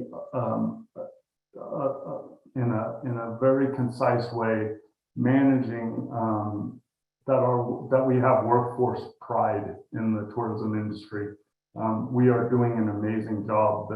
The people I run into in this state are amazing, and they're ambassadors for their town or their community or their lodge or their hotel.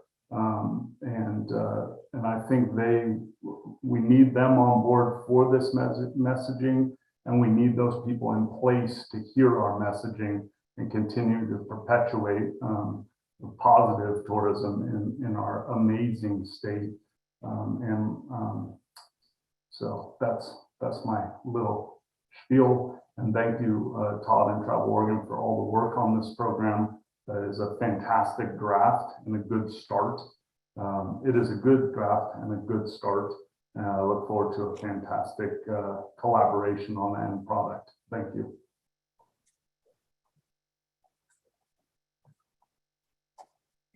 Greg, if I may, and thank you for your comments and your compliments, especially towards the staff. As I noted in my comments, there were 2,000 Oregonians that weighed in on this transformational strategy in some way, shape, or form, participating in the survey, listening sessions, and the like. And still, it is a draft and open for revision, and obviously the discussion that we're having here today. Specific to your point about workforce, I recall when there were a few dozen high schools in Oregon that used to offer kind of a hospitality tourism management program. Now they're hard to find. And we do have ProStart, which is a fabulous program if you're interested, especially if you're interested in the culinary arts. But the additional, the fully rounded, the full exposure to the travel and tourism industry through a hospitality tourism management program is not necessarily existent, certainly not widely, in our high schools today. We've got a solid community college program. We've got a 4-year program now at the Cascades campus. So we don't have to worry about our best and brightest feeling they've got to go to UNLV or UW or somewhere else to leave the state to get a 4-year degree in our industry. And then will we be able to get them back? At least, now we have a 4-year program in Oregon to do that. But I remember sitting in classrooms, because I would occasionally go and speak in high school classrooms that offer these HTM programs. And I would sit with the teachers afterwards and just talk about how they're doing, how they're feeling, and they said, it's hard to always convince our administrators to keep this program. I said, well, what's driving that? And they said, well, keeping students in the program. I said, well, what's driving that? I mean, this is a growth industry. There are jobs that are being added to this industry. And many of them are sole proprietorships where some of your students could actually fulfill a dream they may have to become a chef, to become an outfitter guide, to become a vintner, to become I mean, name it. That's what this industry is all about, especially retailer or maker or whatever it might be. And they said, well, oftentimes it's the parents, because the parents aren't convinced that the tourism industry is creating viable career opportunities for their children.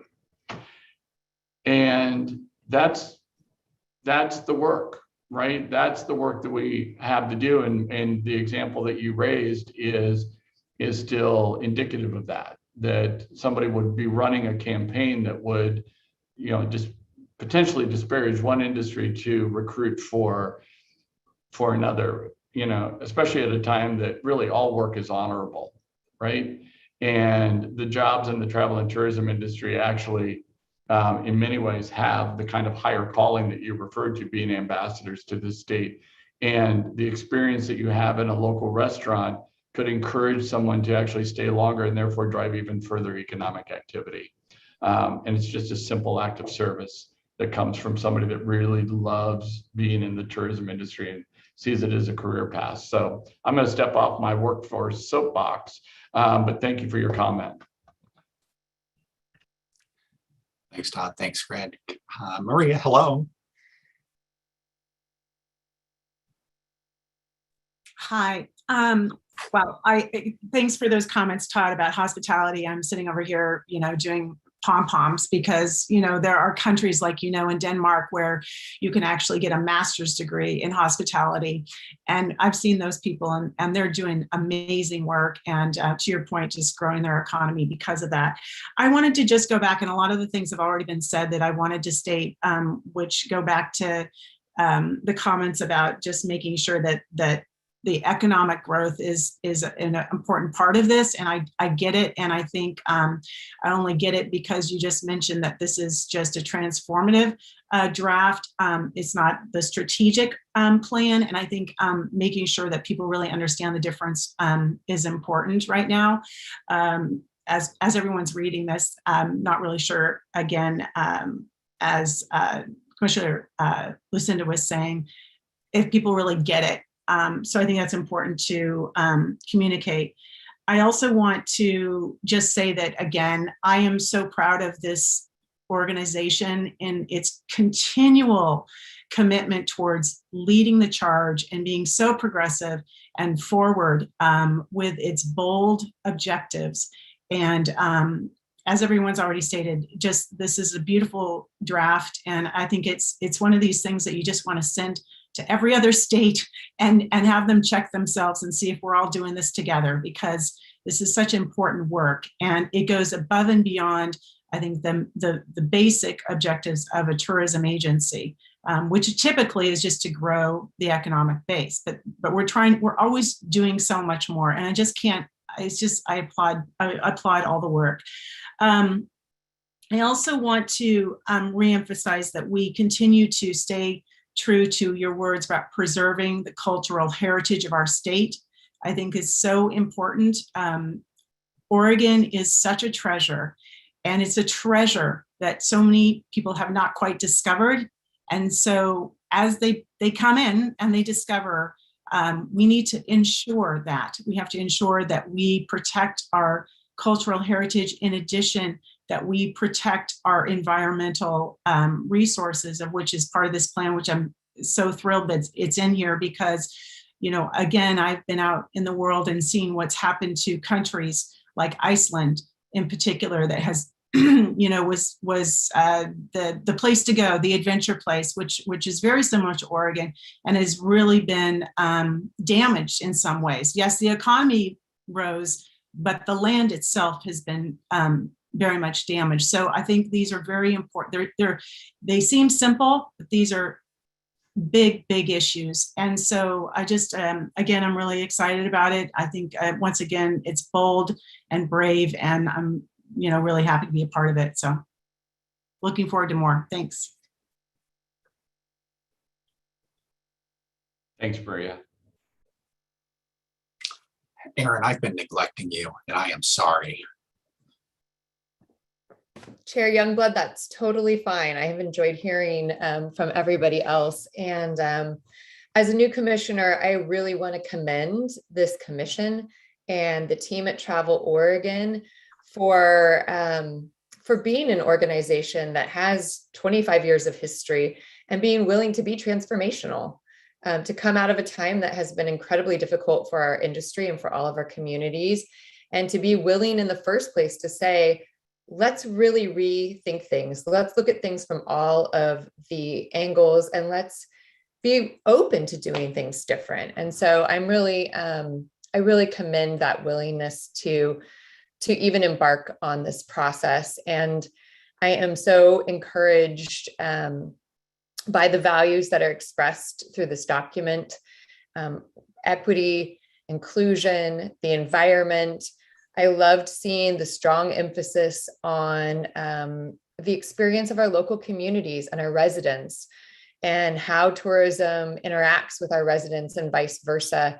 And I really also appreciate the focus on workforce, which I think is essential. And Greg, we've certainly had similar, not that specific situation, but similar conversations in our community about the value of tourism. And we are certainly struggling on a workforce standpoint. And it's just essential that we start across the state to really look at the resiliency of our workforce and how to develop it to have a strong, vibrant economy into the future. I'm deeply passionate about communities and the fabric of our communities and keeping that fabric really strong.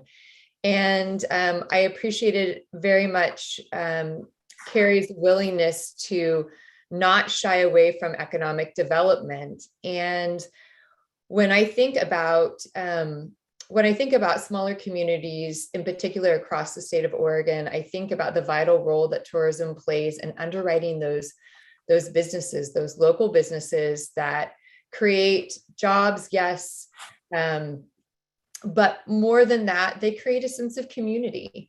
Tourism is underwriting that restaurant, that boutique, etc., the watering hole down the street, which gives community members an opportunity to come together and be together because of the dollars that tourists provide and the strength that those dollars provide to those businesses to make it through the slow season when local spending might not be able to sustain them otherwise. And so I really think about tourism through that economic development lens as a way to strengthen our smaller communities with a very low barrier to entry. And that feels important in this plan, to have that there and to feel comfortable with the huge value that brings to Oregonians in absolutely every way. And so I am very encouraged that we're able to have such a terrific dialogue amongst ourselves and with industry partners to look at this as a really inspirational, aspirational, beautiful vision and draft, and to recognize that there's dialogue and conversation needed in an ongoing way about how we make sure to be weaving that economic development story in, as Todd said, a more overt way as this moves into being a final draft. So again, thanks to all of you for the good work that you've done, the great work that you've done to put us on the path to be having these conversations today. It's very much appreciated. Thank you, Erin. And Todd, I'll just take your nodding as approval. Holy smokes, that woman is eloquent, just well spoken. So good, so good. Don Anway, hello. Hello. I too, I thank Todd and Travel Oregon for the work that's gone into this document. A couple things I struggled with how the document's presented, in that, I also heard from, the industry, the strategic plan versus the transformational strategy.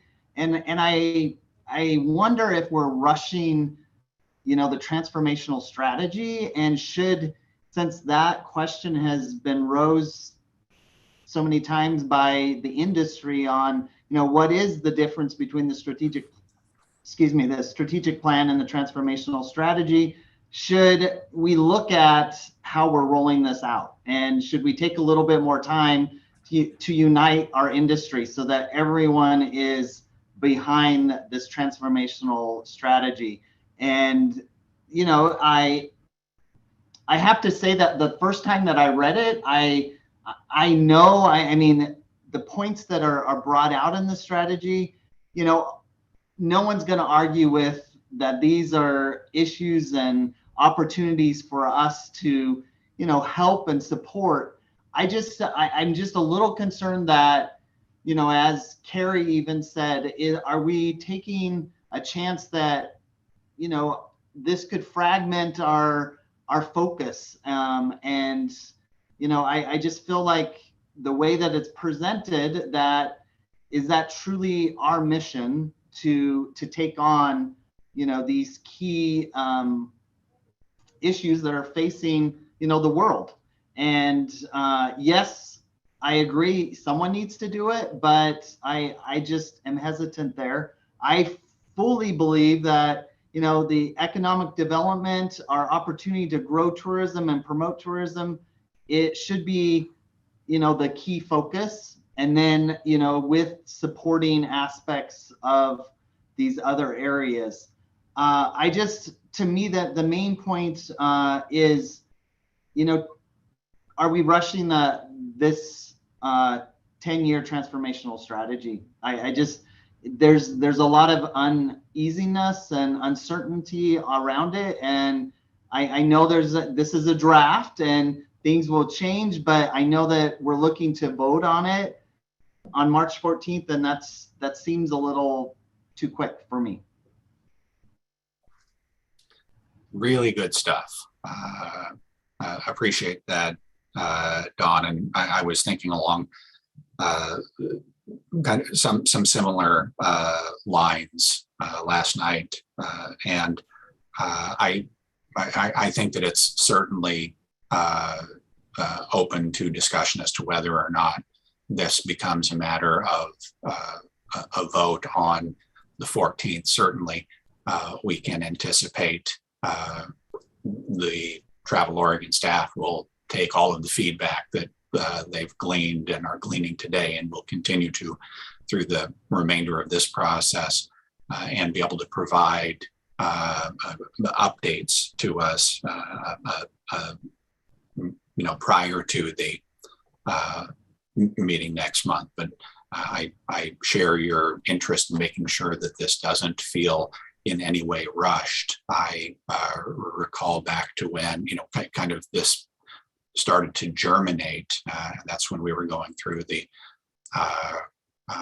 qualification and proposal process for a strategic partner for the strategic plan and organizational design. And we were really hearing the values of staff and the industry coming out in that conversation. And it's evolved into something kind of big and meaningful. And I don't mean to go out of turn, but I will say that we as an agency, we as an organization have always been the first ones to stick our neck out. When you think of, what it's meant in terms of the innovation that Maria and Aaron were talking about, the bravery that's gone into innovating destination development, innovating in destination management, the innovation of the only slightly exaggerated campaigns, the food trails. I mean, destination ready, many of us could go on. These are all areas where Travel Oregon has and continues to lead. And if not us, who? And if all of this started with the idea that you just don't want to waste a good global pandemic, if there's an opportunity to embrace change. And once we turn off our cameras, the things that we're going to be upset about are workforce and wildfires and environment and social unrest. Those are the things that, if you say, well, if you ask people what hell at the start of this meeting, what are you worried about? What keeps you up at night? I think that these are things that are beginning to become addressed in this draft, and there's an opportunity to further address those. One other comment. I totally agree with what you're saying. The other thing that caught my mind, I mean, as you know, over the years that we've served on the commission, we get comments and we get feedback regarding, different initiatives and things that we're doing.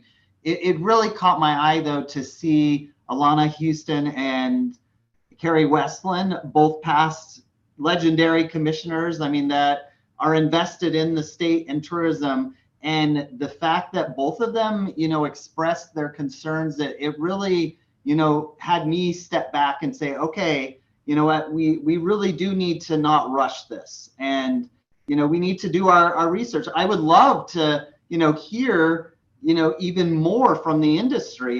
Yes, we had some comments, but it would be great, over this next week that hopefully we receive even more feedback on, what the industry is feeling and their thoughts. I absolutely concur, sir. And holy smokes, those are some pretty legendary voices in our industry. So thank you for reminding us of that.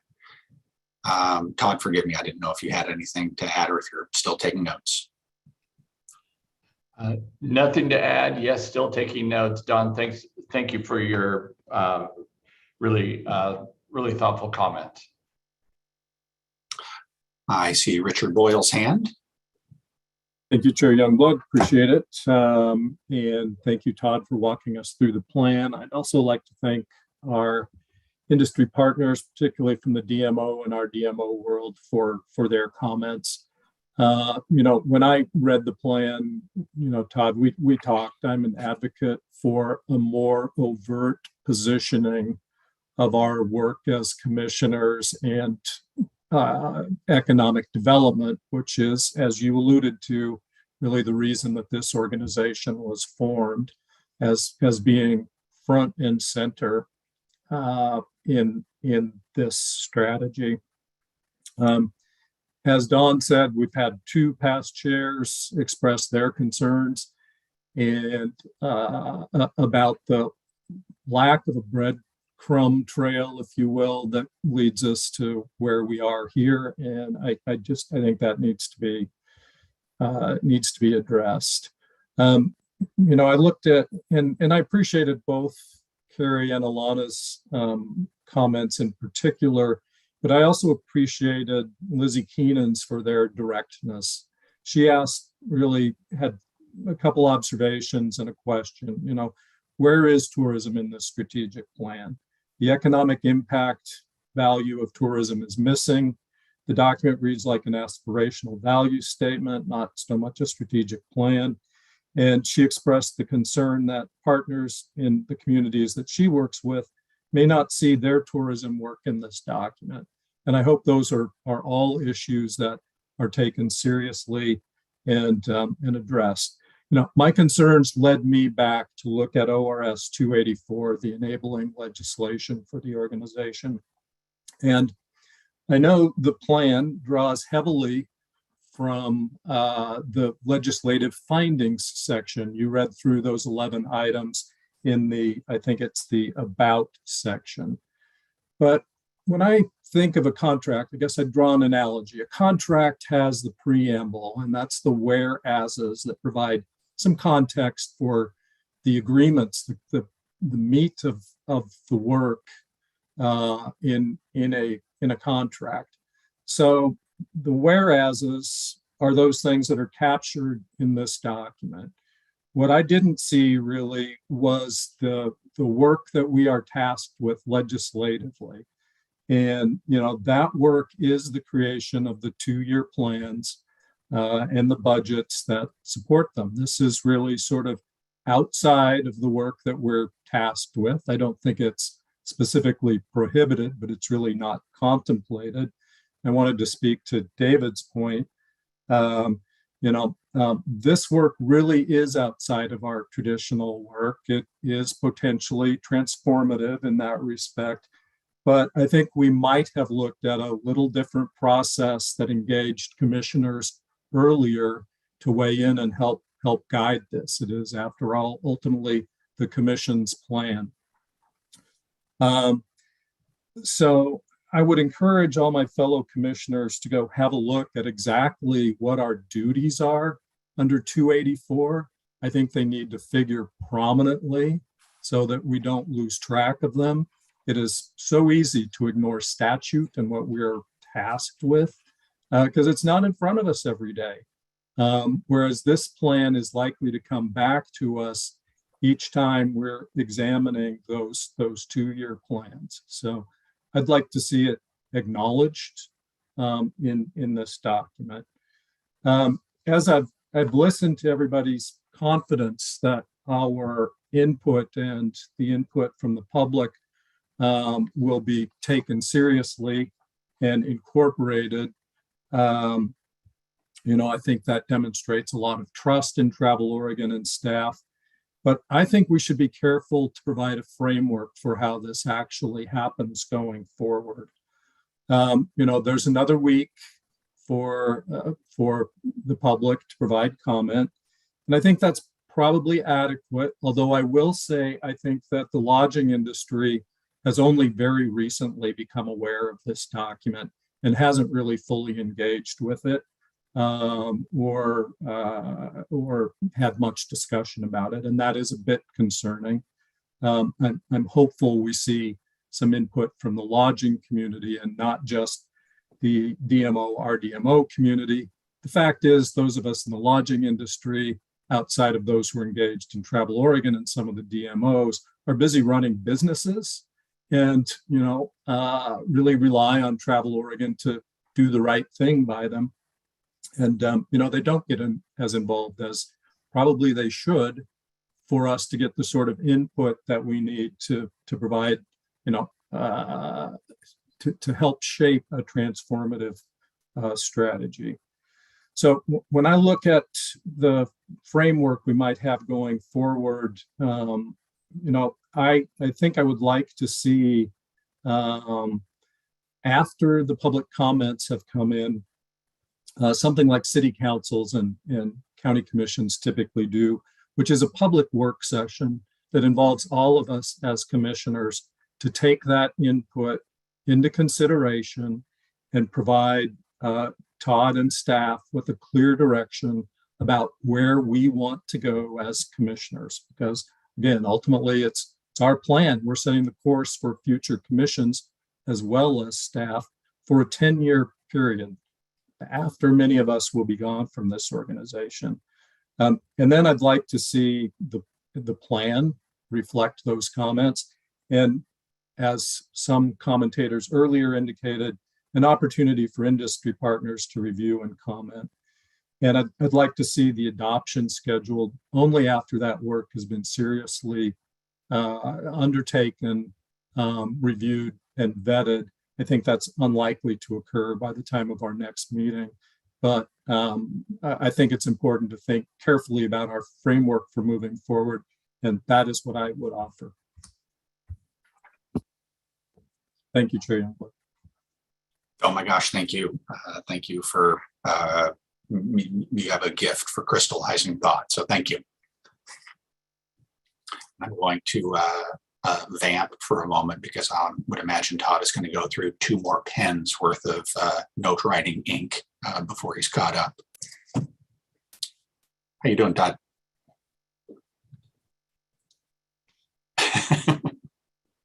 I'm off mute. Richard, thank you.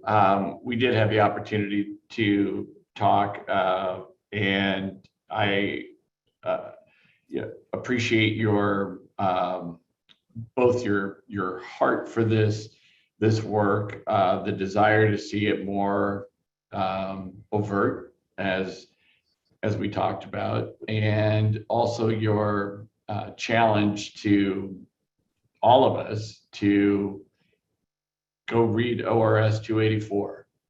And in our commission training, we we talked through some of that, but it's especially important to be reminded of all the elements that are contained in that, all the authorities and responsibilities that are vested with us as a body, and the findings, as you noted, were, you referred to them as the whereases. I would certainly acknowledge that they're like, I think that's a reasonable analogy to use, because basically they're saying this is why we need Travel Oregon, and then they go through legislatively and statutorily spelling out what the work is relatedly. Obviously, our goal in making sure that we're talking about that is that would be part of the legislative record, that would be shown as part of the legislative intent in terms of why we exist, so it helps inform us in terms of the kinds of things that should be considered when we're doing our plans, our strategies, and the like. And so that's how we've always viewed those findings, as kind of that illustrative list of considerations that should be taken when doing or undertaking the work then that is spelled out later. Because it may talk about creating a plan, and there may be some aspects to that plan, but when in doubt, you can go back to those findings and find what they're tethered to. And part of that for me, especially as we think about this transformational plan, is our connection to residents that is called out several times in the findings, that hasn't always been something that we've leaned into as an agency. And I think that's something that's really changed during the pandemic, and something that we think warranted being called out. So I'll share that just as an example, and appreciate your suggestion for how we might consider moving forward as well. So, Scott. Nicely done. Thank you. Hey, Mia. Thank you. I'll make this really quick. I appreciate your comments, Commissioner Boyles. I really do think that, we do need to take more time in making this, going over the plan and taking in all of our partners' comments, and working on this before there's any final. I just want to say I really appreciate the energy and the thoughtfulness that has gone into developing the strategy. And one of the things that I'm concerned about is the mission statement, and just the lack of definition and emphasis on business development and economic growth. My understanding is that Travel Oregon's goals is to enhance Oregon's economy as an official destination management organization and attract visitors. And so I feel like the mission statement really doesn't speak to travelers. I guess my question is, do we want the mission to speak to travelers, or is it just to speak to Oregonians?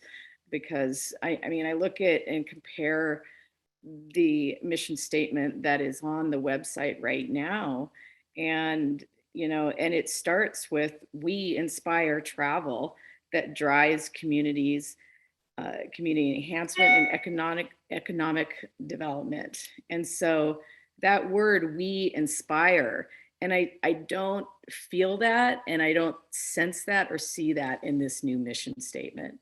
So I really think that there needs to be a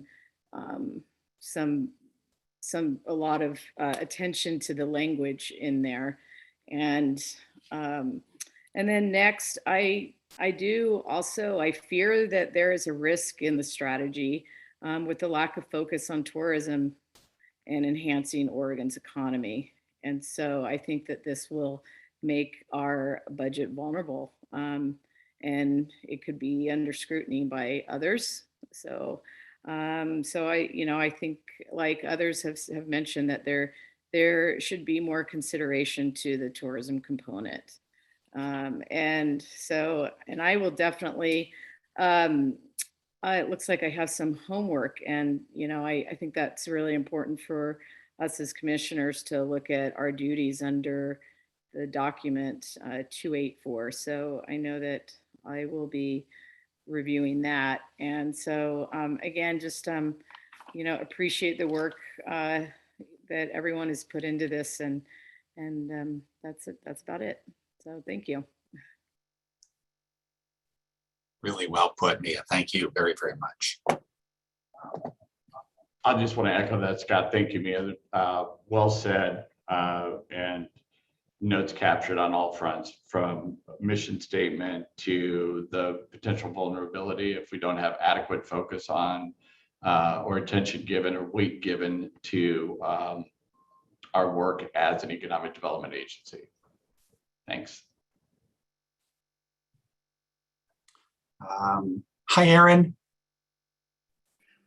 Hi, I'll be brief, Chair Youngblood, but I did want to really support what David and Dawn and Richard suggested on the process front. I intended that in my original comments. And when a plan or strategy intends to be both transformational and to span 10 years, a 10-year time period, I do think we're only as good as our process.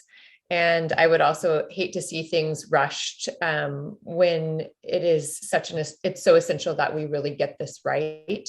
And so I just wanted to lend support to the conversation around process, and to being really thoughtful in how we move forward with this, and that we really are engaging with all of our community stakeholders and partners. And if that means that more time is needed, from my perspective, so be it.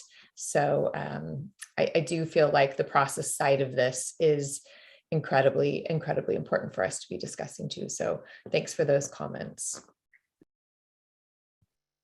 Really great feedback. Hello, David. Okay, thank you, Chair Youngblood. One other comment. First of all, I just want to say kudos to the Travel Oregon team. No question about it, this is a very bold draft that we are looking at. I am a little concerned, though, as a point that Richard touched on in regards to our lodging community, which plays a major impact on the economic part of this, that there should be an opportunity to ensure that we get their input. So I hope that between now and the 21st, whatever additional comments come in, we will be able to take that in consideration as well with whatever we decide to do as it relates to the process. Now, when I first looked at the draft itself, the first thing on in my head was just simply, what's the return on the investment? And interesting enough, I realized the fact that in the travel and leisure piece right here in the United States, that actually makes up about 52% of the revenue that's generated. So it's an important piece. So I want to make sure that that's not undermined in terms of what the potential opportunity there is. But at the same time, I also look like a lot of the other commissioners. I want to make sure that we don't skip steps, that it's well thought out, and we make sure that all of our partners, just as we started this process, is engaged in it before we make any final decisions on it. Thanks. Really good stuff. Thank you. Let's keep going. More thoughts, more questions? I would just, I proposed a framework, and I wonder if we might get to agreement on how we will proceed with our further review and refinement. Sure. Well, I guess my in terms of the notes that I've been taking and what I've heard, and particularly as it relates to your recommendation, I think that staff can begin working immediately on revisions based on a lot of the feedback that's already been shared, and obviously is still able to be shared for another week. And I would hope that we could have we the commission, as you mentioned, and potentially even with some of our most valued and respected industry partners, be that lodging, DMOs, you name it, to have a kind of a progress report and update to potentially another draft well in advance of our next meeting, and that our next meeting doesn't have to be a matter of a vote. It may be the outcome of the process that occurs between now and then, so that we can glean further information, and this might roll into something that becomes a matter of adoption in the June meeting. I guess my thought is that we're not tied to, and nor should we be, an artificial timeline right now. And I feel that that's very important to many of us, that it not be that the process not be rushed for artificial purposes. And at the same time, I want to be really sensitive to the members of the Travel Oregon team who have been working on this nonstop for months and months and months. And so for anyone listening to hear voices challenging your hard and inspired work as feeling rushed, it's purely a matter of perspective, not any lack of gratitude for the heart and soul, time and energy and effort that's already been put into this.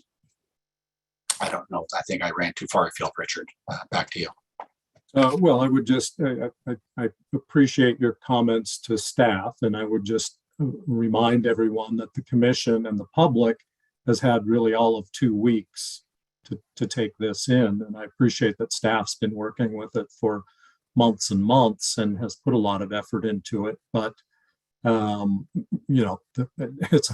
it's our responsibility to provide feedback, and we should do it honestly. And, I would think not too guardedly. We do need to give direction as to where we go. As to the process that you described, I think it is close to what I offered. I do think we want to leave adequate time for review of the next draft. And I hope the comments will really be taken to heart in that next draft. And I agree, Chair, that it would be useful to have members who have contributed their thoughts here, and perhaps others, as part of that review process. I think we probably have to hold that as a public meeting where the public at large can watch our deliberations. And so that is why I suggested a public process. All good stuff and appreciated.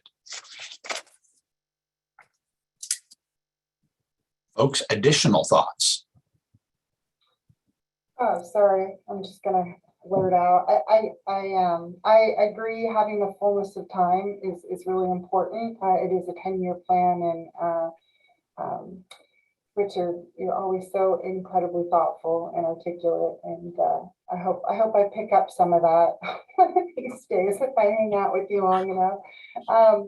But I'm concerned a little bit about the work that Travel Oregon does as well. So if we do not approve this plan, Todd, what does that look like for an action plan and our work that we need to do in the next budget year? Could you speak to that a little bit?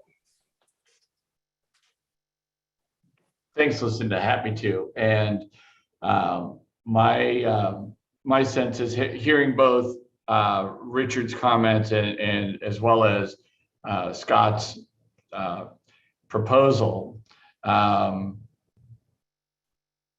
First of all, yes, it absolutely does need to be a public process. If the commission is going to engage, we have quorum present. Let there be no doubt that is a public process. And if they're either taking action or you are deliberating to a point that you would take action, those happen in a public forum. So it would absolutely require a public meeting. Whether it were convened as a special meeting or it were to happen in conjunction with our meeting at the governor's conference, if we wanted to have some of the discussion there, or have it set up as a separate meeting. To Scott's example, that the staff begin working on the comments that we've heard now. You've all been very clear. The folks that have responded have been very clear. There's an opportunity for us to begin addressing those very specific, very actionable comments, as well as those that will come in up until when the comment period closes, which, by the way, for those that are listening, is February 21st at 5 o'clock. So there is an opportunity for additional comment to be able to come in. But we can begin reviewing the draft now, given the feedback that we've received so far, and either bring back a revised transformational strategy, or, to use your term, Chair Youngblood, kind of a status report. Here's where we are, and engage in some further conversation at that time. So I'm thinking about the other elements that we'd like to see occur, but the bottom line is, well, and here's what I mean by that. I'm talking about the action planning, the budget process, and the like. But the reality is, this part is foundational to what the action plan is going to look like and the budget is going to look like. So this part needs to be right. So we need to take the time necessary to make sure this piece is right. And if we can get there by the governor's conference, then we'll report that out. We'll have the opportunity to continue our deliberations at that meeting. We would have the opportunity to have it posted to our website so there can be further review by the industry partners, maybe some between meeting engagements, as you referenced, Scott. All those things are possible. And if we're not able to arrive at a point of a decision, then if there's a sense for where additional work is needed and how that's influencing the strategies that are contained in the objectives, then being able to come back to the commission in June with a public hearing, because there would be a budget modification, we could come to you at that time with at the June meeting with almost a package that would include the revised transformational strategy, some illustrative action steps that would be put in place. In other words, priorities of the strategies and some of the work that would ensue, and a budget that supports it, and have that come forward as a package at the commission meeting. So to me, it's an and, it's not a but or an or, it's an and. In other words, we can see what we can accomplish in advance of the meeting at the Governor's Tourism Conference, and if not practical or possible or feasible, we'll adapt and adapt the strategy and bring it forward accordingly, because this part has to be right. Thank you, Tom.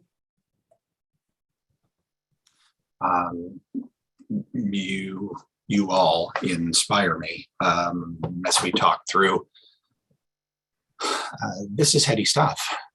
There is a reason that each of us have endeavored to be on this commission, to honor the legacy of brilliant minds like Carrie Westland and Alana Houston and those who've come before us, to contribute to our state, to its economy, to our workforce, to their livelihood, to all the things.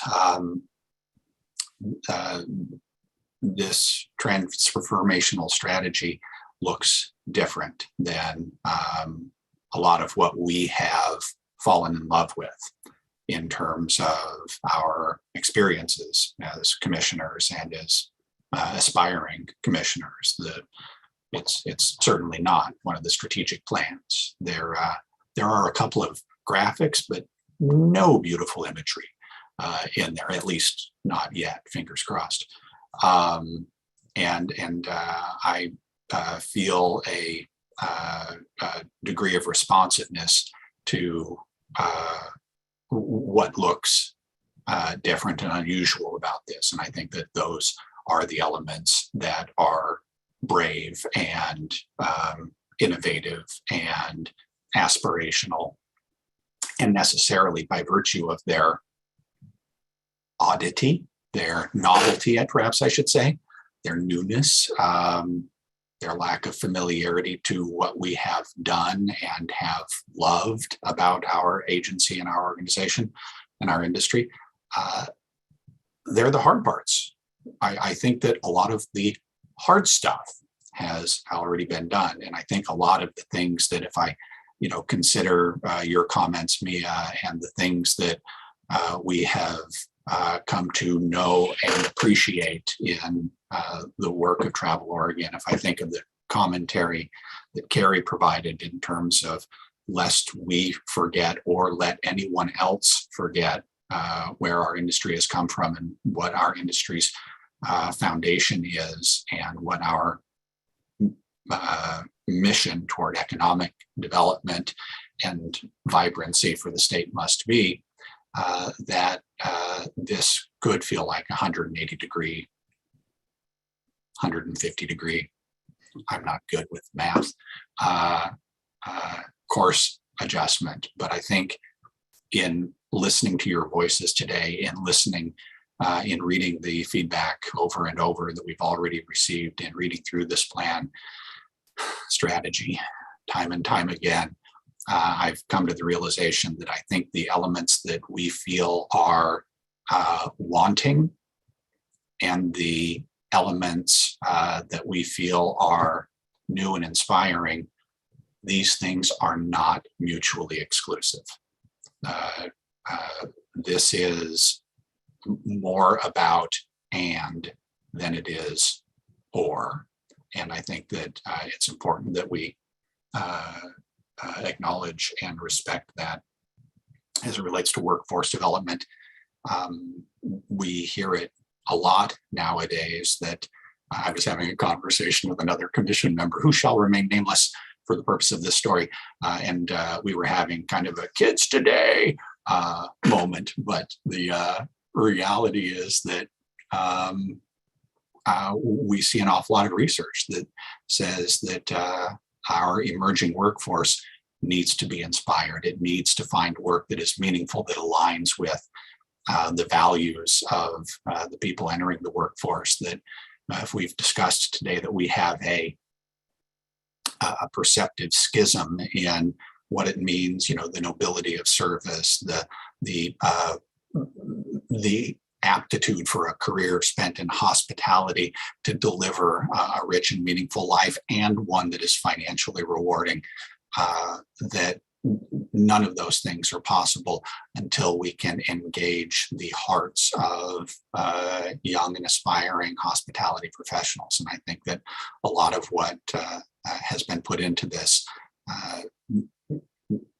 services that need, and in the absence of a lot of this, what we can offer is understated, is undersold, because these values really are true to our industry and to our community and our region. And I have nothing else to say on that topic. I will offer one more go round for anybody who has final thoughts on this topic before we move to close today's meeting. If I could, just real quickly, I agree with everything that's been said. And I just want to say that I don't think that we're too far from where we need to be with this. I think that it's always exceptional if you come out bold with a bold plan and then you funnel it down so everybody can get on board. And I think that's exactly where we are right now. We're missing some key components, but I think we're all on board that they have to be in there. And I think it's just a win-win. I would agree that I think let's spend a little bit more time on it. I like your idea of keeping us abreast of the changes that staff makes. And Todd, if you think that we can wait and hang on until June, I think we all said it. Let's get it right and take the time. So that's where I'm at with it. If we need to take that much time, that's great. But again, I would just say I don't think we're too far out. I think we've got a great thing going. We just need to get the meat again, to Lucinda's point, get it in there. That's really important. Yeah, if I could just real quickly to draft off that, Maria, I think it's important to know we do have a plan, right? There is a plan that is currently in place, and there is a budget that is currently in place. And as I noted in my comments, there is work underway in the areas that have been touched on. First and foremost, the economic development component of it, the marketing that's going on, the sales that are going on, et cetera. It doesn't feel it's been as prominently referenced in this document as need be. And there's some other places that we want to pay attention to, so there aren't unintended consequences down the road in terms of folks misinterpreting what Travel Oregon's lane is, or let alone what the tourism industry's proper lane is when we talk about racial equity, and we talk about stewardship, and we talk about some of these things.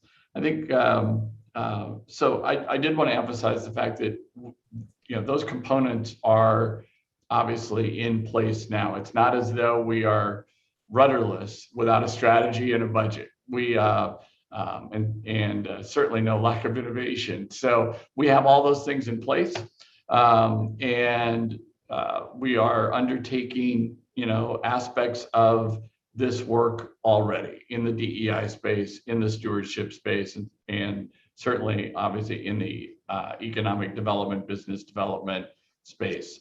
So we're hearing loud and clear. I'm certainly hearing loud and clear that as we set out this visionary document, this 10-year transformational strategy document, making sure that those elements are more prominently called out. I tend to think, as you mentioned, Maria, that we may be closer than we realize, which is why I want the staff to be able to take a run at these revisions based on what we've heard today, what's yet to come in, what we've also heard from our partners up to this point, and that there would be that opportunity for subsequent review, not only by the commissioners, but by the industry when those revisions are posted to our website, be it at the governor's conference meeting or for the June meeting, whichever proves to be the most respectful to the end work product that we're all striving for.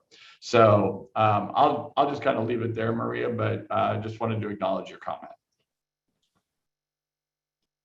Beautiful. Todd, while you have the floor, any other closing remarks that you'd like to share? You've all heard a lot from me today, whether we're talking revenue forecast or we're talking about the transformational strategy. I'm going to keep this incredibly brief and say thank you. Every one of you signed up for a volunteer gig as a member of the Oregon Tourism Commission, and this is heavy stuff. I will, since we've talked a little bit about ORS 284 today, I think it's important for us to remember that to the point about the industry feedback and the industry representation, there's an intentionality around the makeup of the commission. And that goes back to 2003. When the lodging tax was put in place, it was acknowledged by the legislature and the governor that 5 of the 9 members on the Oregon Tourism Commission would represent the lodging sector. And we have been blessed by governors who have appointed individuals to serve in those capacities, who, yes, are lodging operators, And to your point, Scott, it's not an or, it's an and bring other affiliations, other interests, other initiatives to bear as well. And I could say this about any lodging sector representative that has been on the Oregon Tourism Commission since 2003. You can look at Jeff Constam at Timberline Lodge and go, lodging operator? Sure. But also a ski guy and very interested in summer use of ski areas. So outdoor recreation. Someone like Patrick Nofield, as a member of the Oregon Tourism Commission, operating resort properties on the Oregon coast, but also operating via contract with the city an RV park, also operating a restaurant and a hotel in the Columbia River Gorge. Again, bringing different perspectives to our work. And the same is true for those of you that are on the commission today. So sometimes, when the question is raised, and I still agree, rightfully so, where's that input? Part of that input was anticipated in the construction of the commission from the beginning, that 5 of the 9 members would be lodging operators because our primary revenue source is a lodging tax. Obviously, we're in regular contact with Jason as their president and CEO at the Oregon Restaurant and Lodging Association. Jason did submit comment that has been or will be shared with the commission as part of this process, depending on when it was received. But I know we've heard from him, and we may very well hear from others. So I just want to thank you all for your service on the commission. This is the heavy work of being on the commission. This is really leaning into those authorities and responsibilities that are given to you as commissioners. And the two that are really at the core are the plan and the budget. And here we are. So I appreciate the thoughtfulness. I appreciate the approach. I appreciate your responsiveness to the industry feedback that we've gotten. And I thank you for your selfless service to not just the tourism industry, but to Oregon. Thank you, Todd. Folks, we were so far ahead of schedule through the first half of this. It was inspiring. And lest anyone think that members of the Tourism Commission lack engagement, a sense of involvement, opinions, questions, feel free to play back today's transcript. Holy smokes, this is good stuff. I have the joy of saying that unless anyone has anything else, you, good, no. We are going to be in person, face to face and elbow to elbow next March 14th. Our commission meeting will be in Sun River, just ahead of the Oregon Governor's Conference on Tourism. We look forward to seeing everyone in attendance personally. And of course, for those who aren't able to be there in person, we do hope you will join us virtually through this medium. And that is it. Friends, this meeting of the Oregon Tourism Commission is adjourned. Thank you so much. Thank you. Bye, everybody. Thanks, Todd. Thanks, all. Take care. Thanks all.